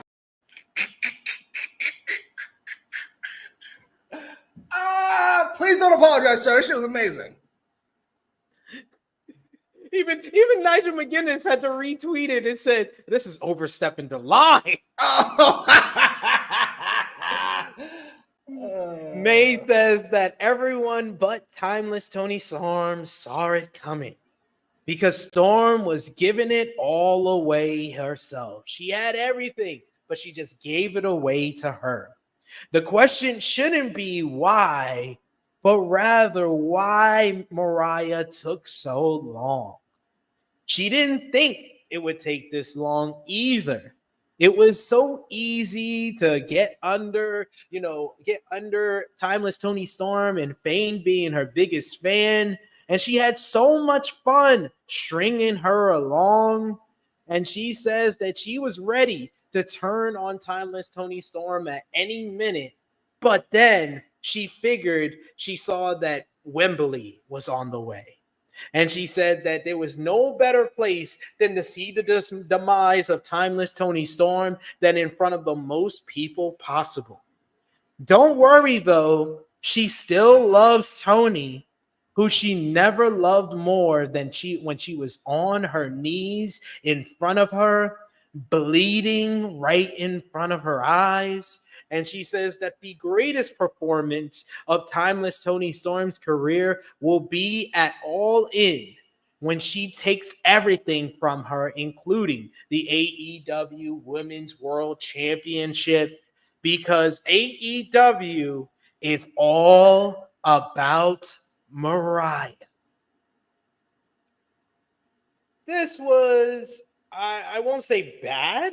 It was just fine. It wasn't much of an explanation. The crowd was off with the what chants. At the end, they gave her some heat and they chanted, "We want Tony."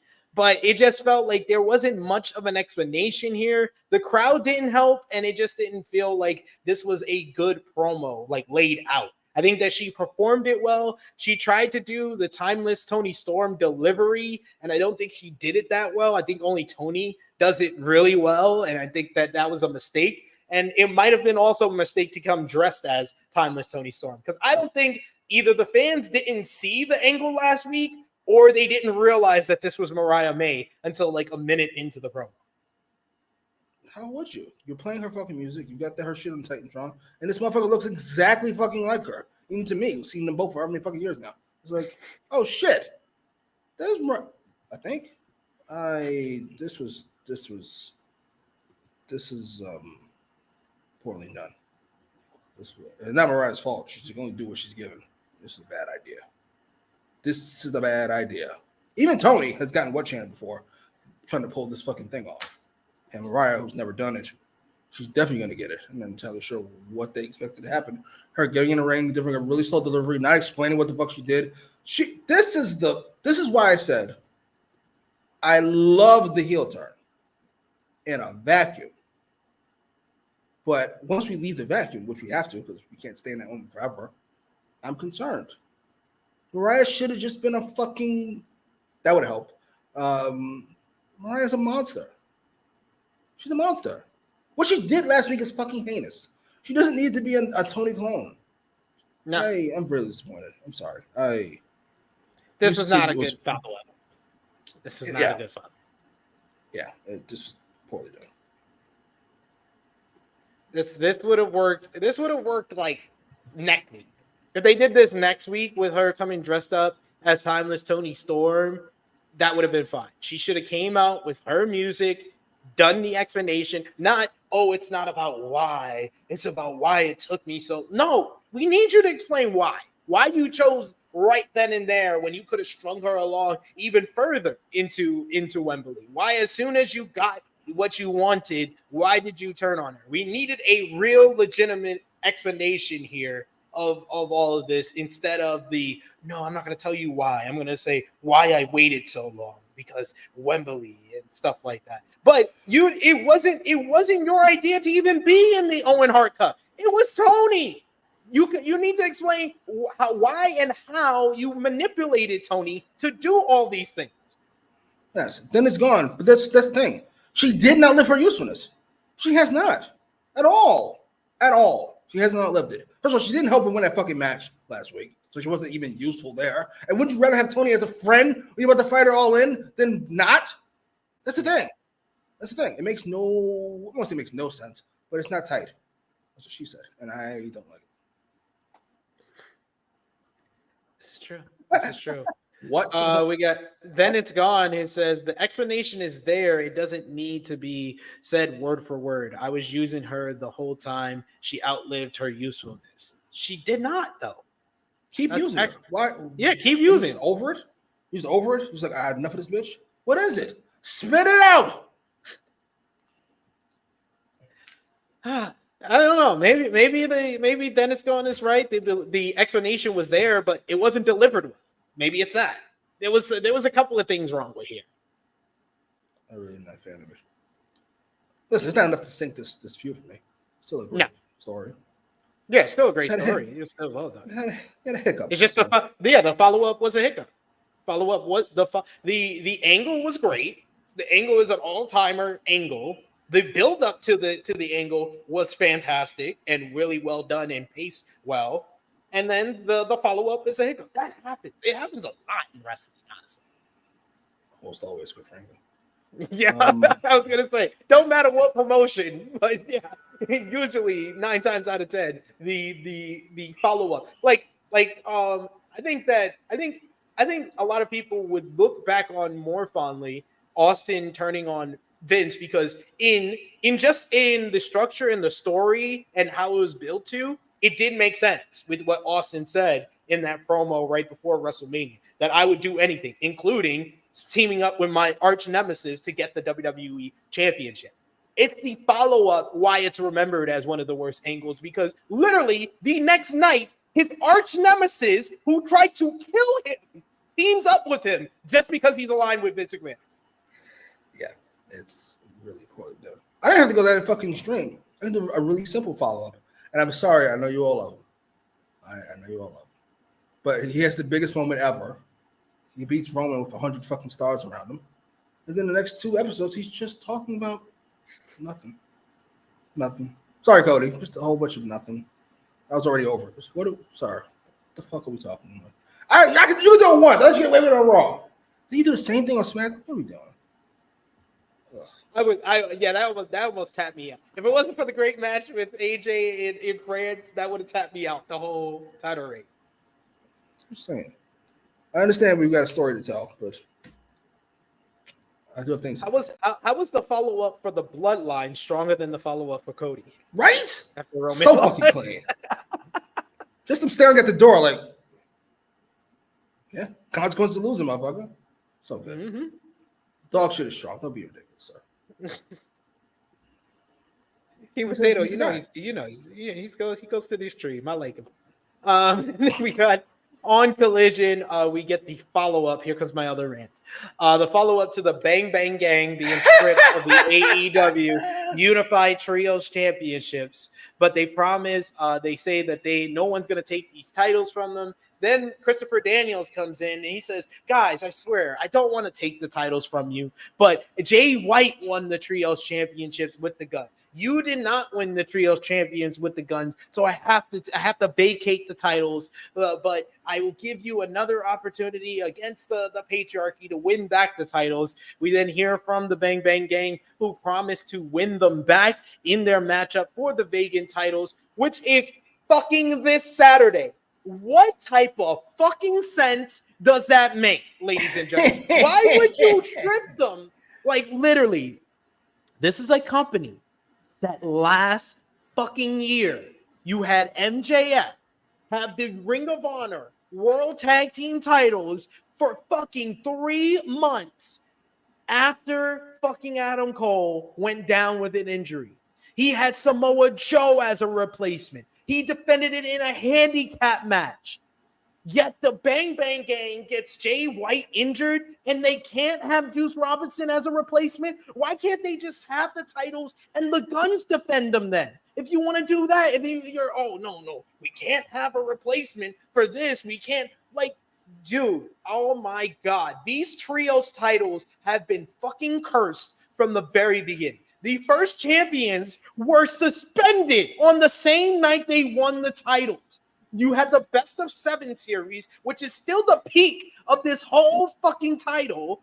And then right after that, they lose it a couple months later to the House of Black. You don't pay attention to the House of Black when they're Trios champions. Then there's the Acclaim. They feuded with the Acclaim for 3 months before the Acclaim won the Trios titles. And then the Acclaim become the longest reigning Trios champions, having mid-fucking matches on pre-shows and on Collision for these Trios champions. And then they get into a 3-month storyline with the Bang Bang Gang where this is why I said before. It's not the instance of, oh, the Young Bucks are bad and they're just going down to their regular level with the Acclaim. No, it's because I've seen the Acclaim lower a group that was good, that was on the rise, because they did that with the Bang Bang Gang by feuding with them and teaming up with them, the Bang Bang Scissor Gang, whatever the fuck that was, for 3 fucking months. They did that storyline, and then you put the titles on the Bang Bang Gang. You don't really pay attention to them other than the first couple of weeks when Jay was feuding with Darby Allin. You didn't even get a fucking follow-up from that after Darby hurt his foot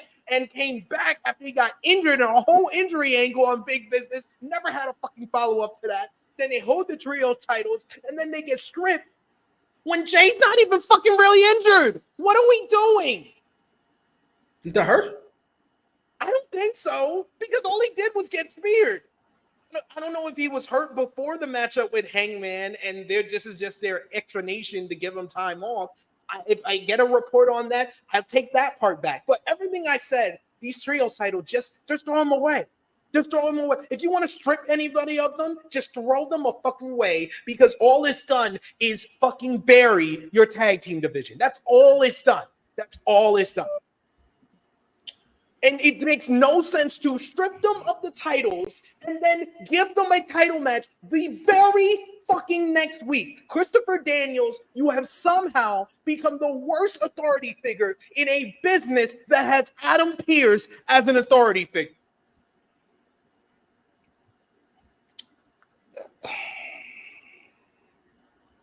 Agreed. Sold.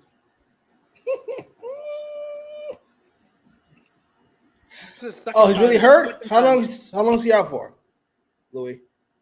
Yeah, how long is he out for? I don't even know. I'm just so frustrated. Oh, he's hurt. He was hurt for realies. What is he hurt? I didn't hear what he got hurt for. Well, you know the answer to this, sir. It's the answer to every problem in AEW history. I'm not entirely sure why you guys keep fighting me on this. And more importantly, fighting yourselves. You're fighting logic. You're fighting your God-given ability to rationalize. It is what it is. Sorry. The man pays no attention to detail. He can't remember what as you just explained, he can't. Exactly. That's the answer. CM Punk. That's for always. I was told things would improve immediately once he was kicked the fuck out of here. And I see the same problems, except they're on screen and not off. I guess that's an improvement of some kind. Would you rather have motherfuckers getting punched backstage and have a fantastic collision than motherfuckers not getting punched backstage and having a shitty collision? I don't understand you people's thinking process. I don't get it.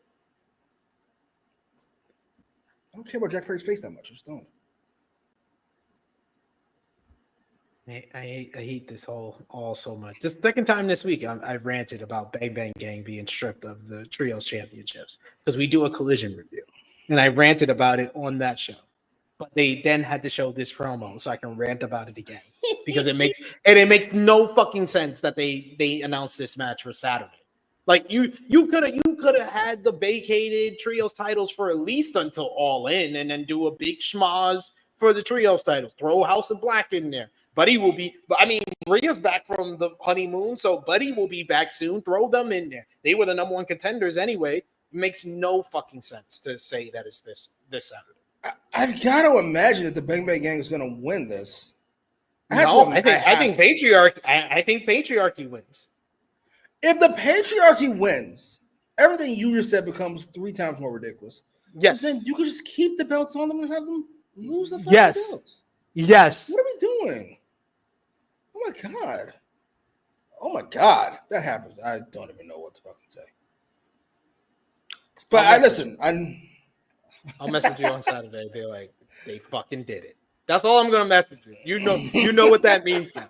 They fucking did it. We gotta be fair. I told you these titles were a bad idea from the beginning, and they're a vanity project for. I don't know if I'm going to Kenny Omega or the Bucks or both. This is so unnecessary. We all said that. Most of us said that from the beginning. Why are they here? Who wants 6-man tag team titles? You fucking serious? Whatever. It stinks. But I don't watch Collision, so it doesn't bother me. Nearly as much as it bothers you. I watch it all, so this all bothers. And stuff that doesn't make sense. I'll tell you once, I'll tell you again on this channel. The thing that pisses me off most about wrestling is something that is stupid or doesn't make sense. That's all. And this is both.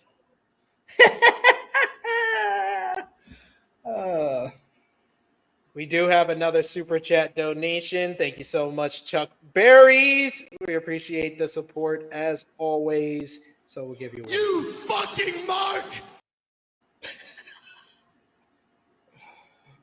Chuck Berry says, I kind of wish that the free bird rule was universal among all wrestling companies, but whatever. Like, why couldn't it be? Why couldn't they literally, that was their whole thing. Why did you let them cut their promos saying that they were 4 quarters of the Trios champion? Wow. That's shocking. Anyway, this is up there for me. As far as like objectively bad. Like usually there's a lot of things I think that stink, but I can't say it's an actual hole in it. It's a gaping hole right in the middle of this. I don't understand. There's just no logic at all. There's just no logic to this at all.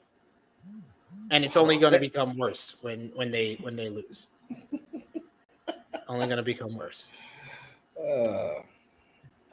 Next up, we get our main event. Swerve Strickland, the AEW World Champion, going one-on-one with the AEW Continental Champion, Kazuchika Okada. We got Okada takes over early on to start things off, but Swerve is able to slip out and grabs a head scissors into the corner. Swerve gets a bit of dancing before they head outside, where Okada plants him with the DDT on the floor. We take a commercial break, but back from break, we get Swerve favoring his wrist, allowing Okada to knock him down again. He gets a big elbow drop off the top rope, but Swerve Okada spends too much time posing, allowing Swerve to roll him up for a 2 count.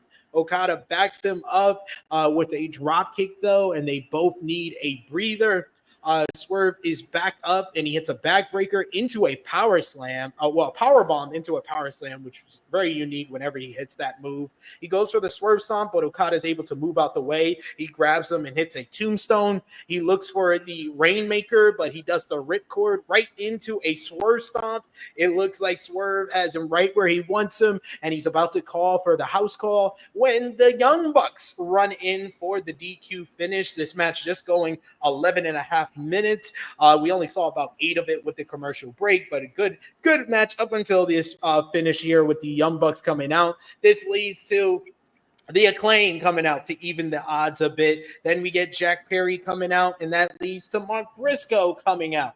With Swerve fighting off the Elite as well. We get the music of Hangman Adam Page. And literally, this is why I was like, okay, this is what Blood and Guts, this is what we all have to look forward to Blood and Guts, is they're saving the inevitable showdown, the inevitable face-to-face between the rivals of Hangman Adam Page and Swerve Strickland. Until then, security can't break up all the crazy action going on. It looks like Hangman's about to get into the ring to confront Swerve when he's pulled out by Anthony Bowens. Then Okada fights through the crowd with Swerve, so we never get our Hangman Swerve confrontation. Then it looks like the Elite are on the numbers. The security separate Team AEW from the Elite, and then the music of Darby Allin hits. The Elite start facing the entranceway, waiting for Darby to come out. I thought they were all piling together because Darby was going to do like a dive off the stage or off the Contron, but instead,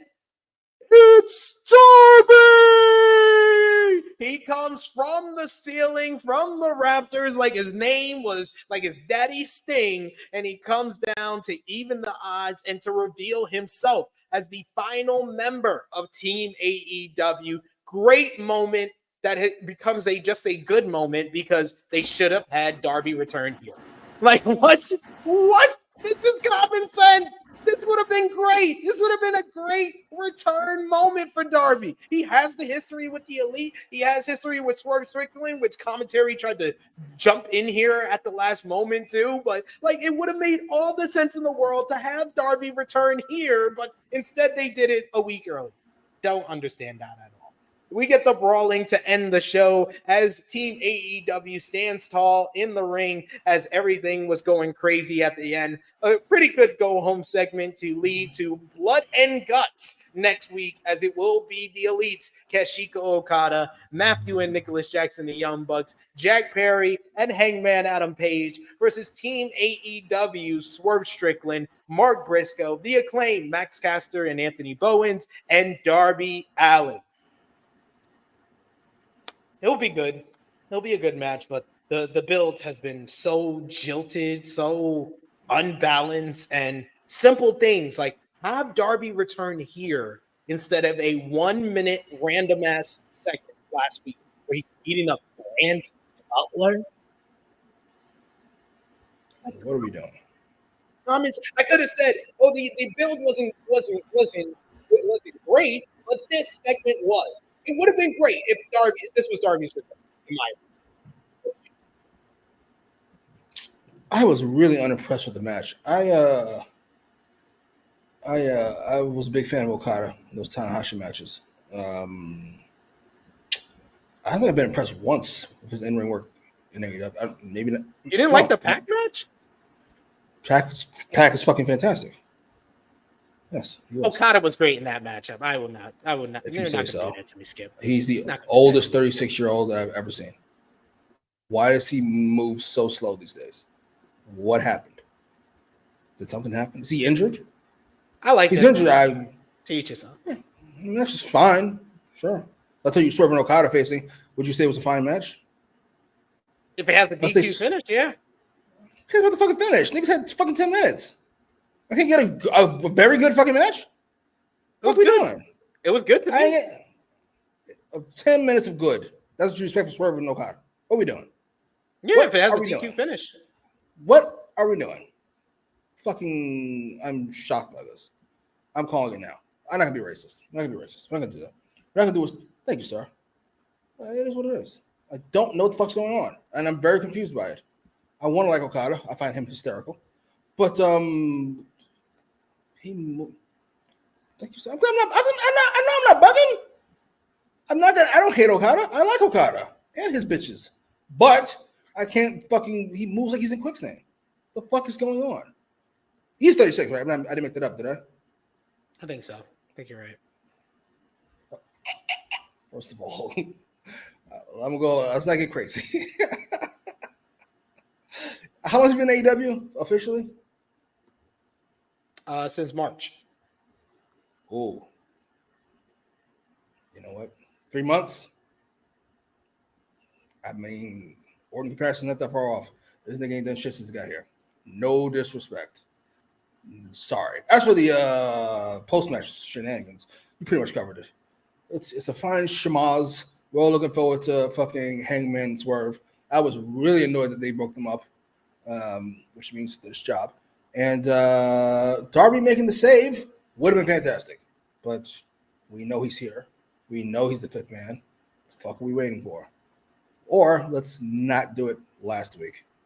And I'm really trying to find the logic in doing it last week. I can't really. Even if you needed no logic.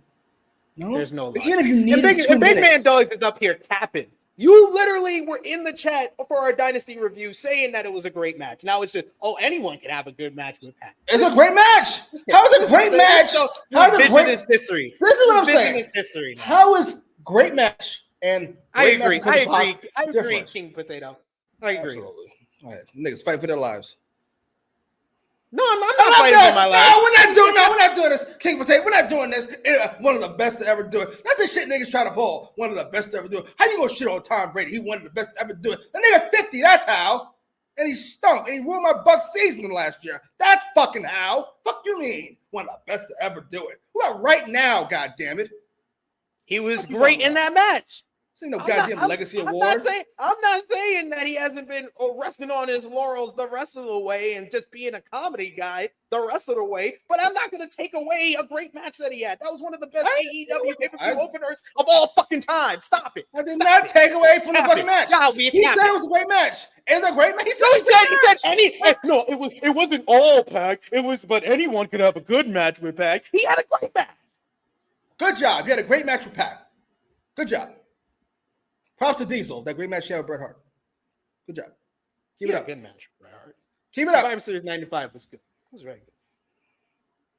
By the way, no disrespect. I love Kevin Nash. He's my favorite wrestling personality. Because he's exactly. Especially when he smokes weed during Who Killed WCW. Yeah, just go off, get paid, fuck it. All the other shit they talking about, work rate and fucking respecting the business. Man, nigga, just give my check and fuck off. But you criticize CM Punk for getting injured, and you think he's milking his injury. It might not be wrong, but come from you is a wild thing. It's insanity, sir. No disrespect. It's insane. I said from Japan. What the fuck are you babbling about? Who argued what you said? What the fuck are you talking about? I'm saying his lifetime achievement doesn't matter. The fuck you bring up Japan for? The fuck are you on? What is going on? What is going on? You having the same mental issues that dummies having? What is going on? I said from Japan. Are you even talking to me? Who are you talking to? Are you in the chat? What is going on? Why are you talking to him? What is going on? I said from Japan. What does that do? When did I disagree with the statement? What are we talking about? What is going on? All right, that's enough. That's enough. What is going on? That deny Okada is one of the best to ever do it? Forget Japan, period. Yes. I didn't deny that. The fuck are you talking about? The homie smoked some crack. Okay. I don't know if that's fucking Swerve or The Rock. Where the fuck did that come from?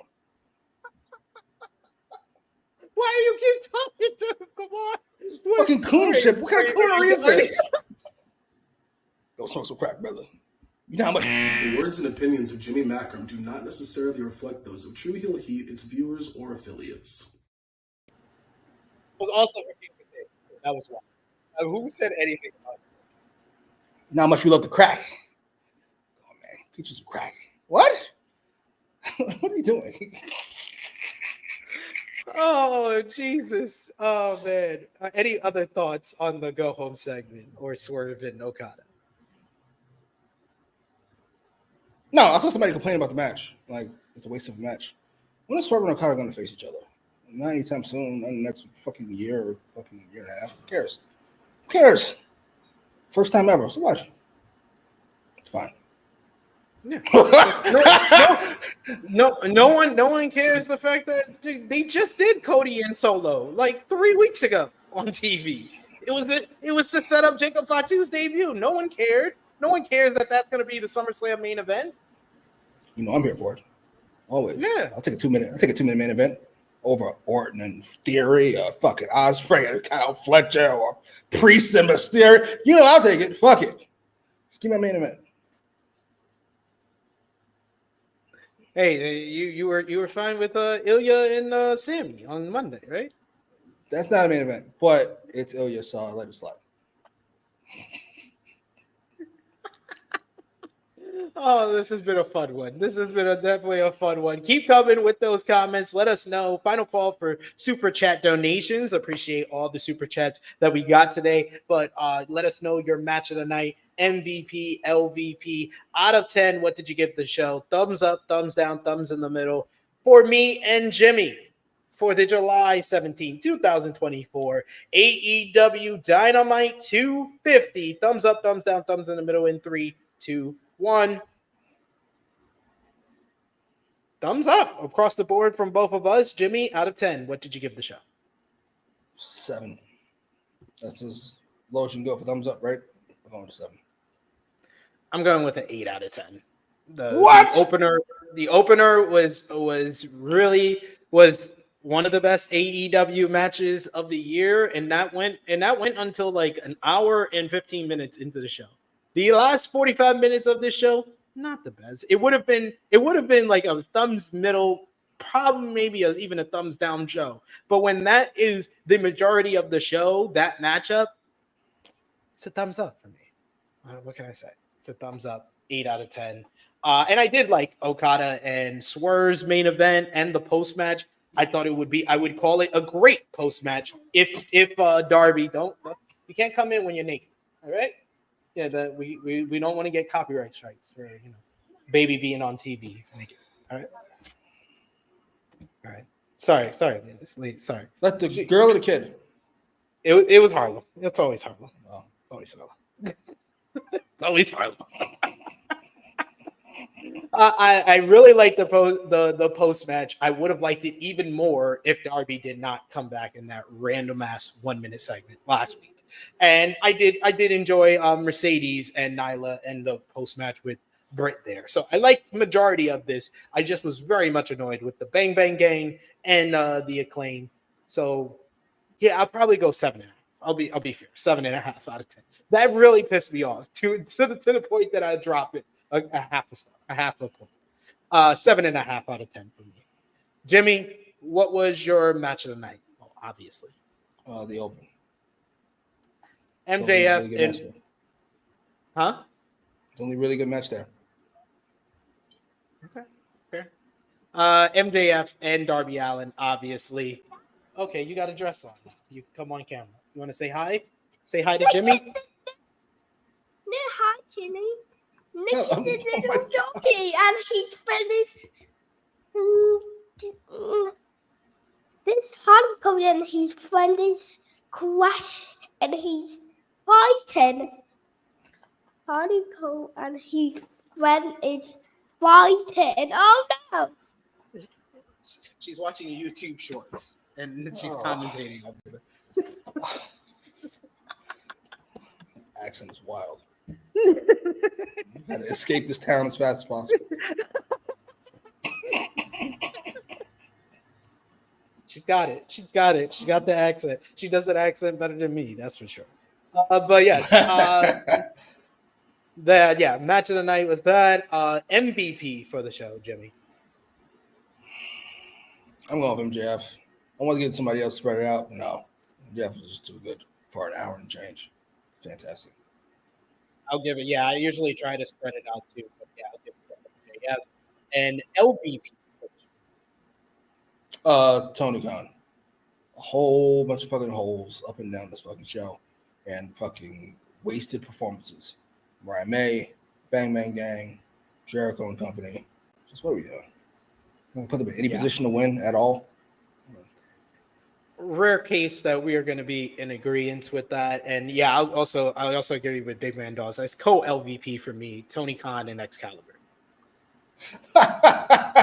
You guys really find Excalibur, huh?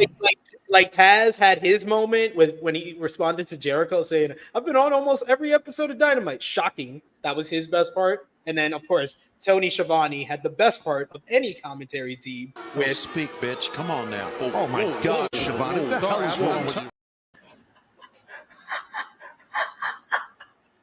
It's funny every time, and their indignation makes it even more funny. I love that. Be nice to the murderer, please. What? How am I the bad guy? Did you not see her murder somebody last week? Like Tony. That's what Tony should have said. Tony should have even apologized. He should have been, did you see she murdered somebody last week? Oh man, that's fantastic. Speak, bitch. I'm so saying that. Oh my God. So yes. Oh my God, I gotta say that. Fuck it. I gotta say to somebody. That make a girl cry.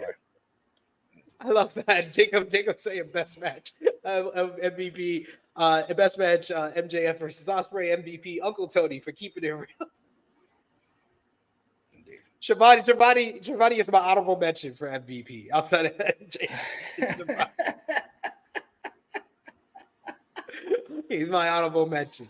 But yes, that the LVP, Tony Khan, and Excalibur for me. But that brings us to a close on another edition of AEWramble. We appreciate y'all for joining us live. Appreciate y'all if you're watching us on demand. You can show your appreciation back by dropping the thumbs up on this video. If you're watching us on demand, let us know in the comments down below what you thought of AEW Dynamite, what you thought of AEWramble this week. And Jimmy, you want to let everybody know where they can follow you on social media and when they will see you again and what's going on over on your channel, sir?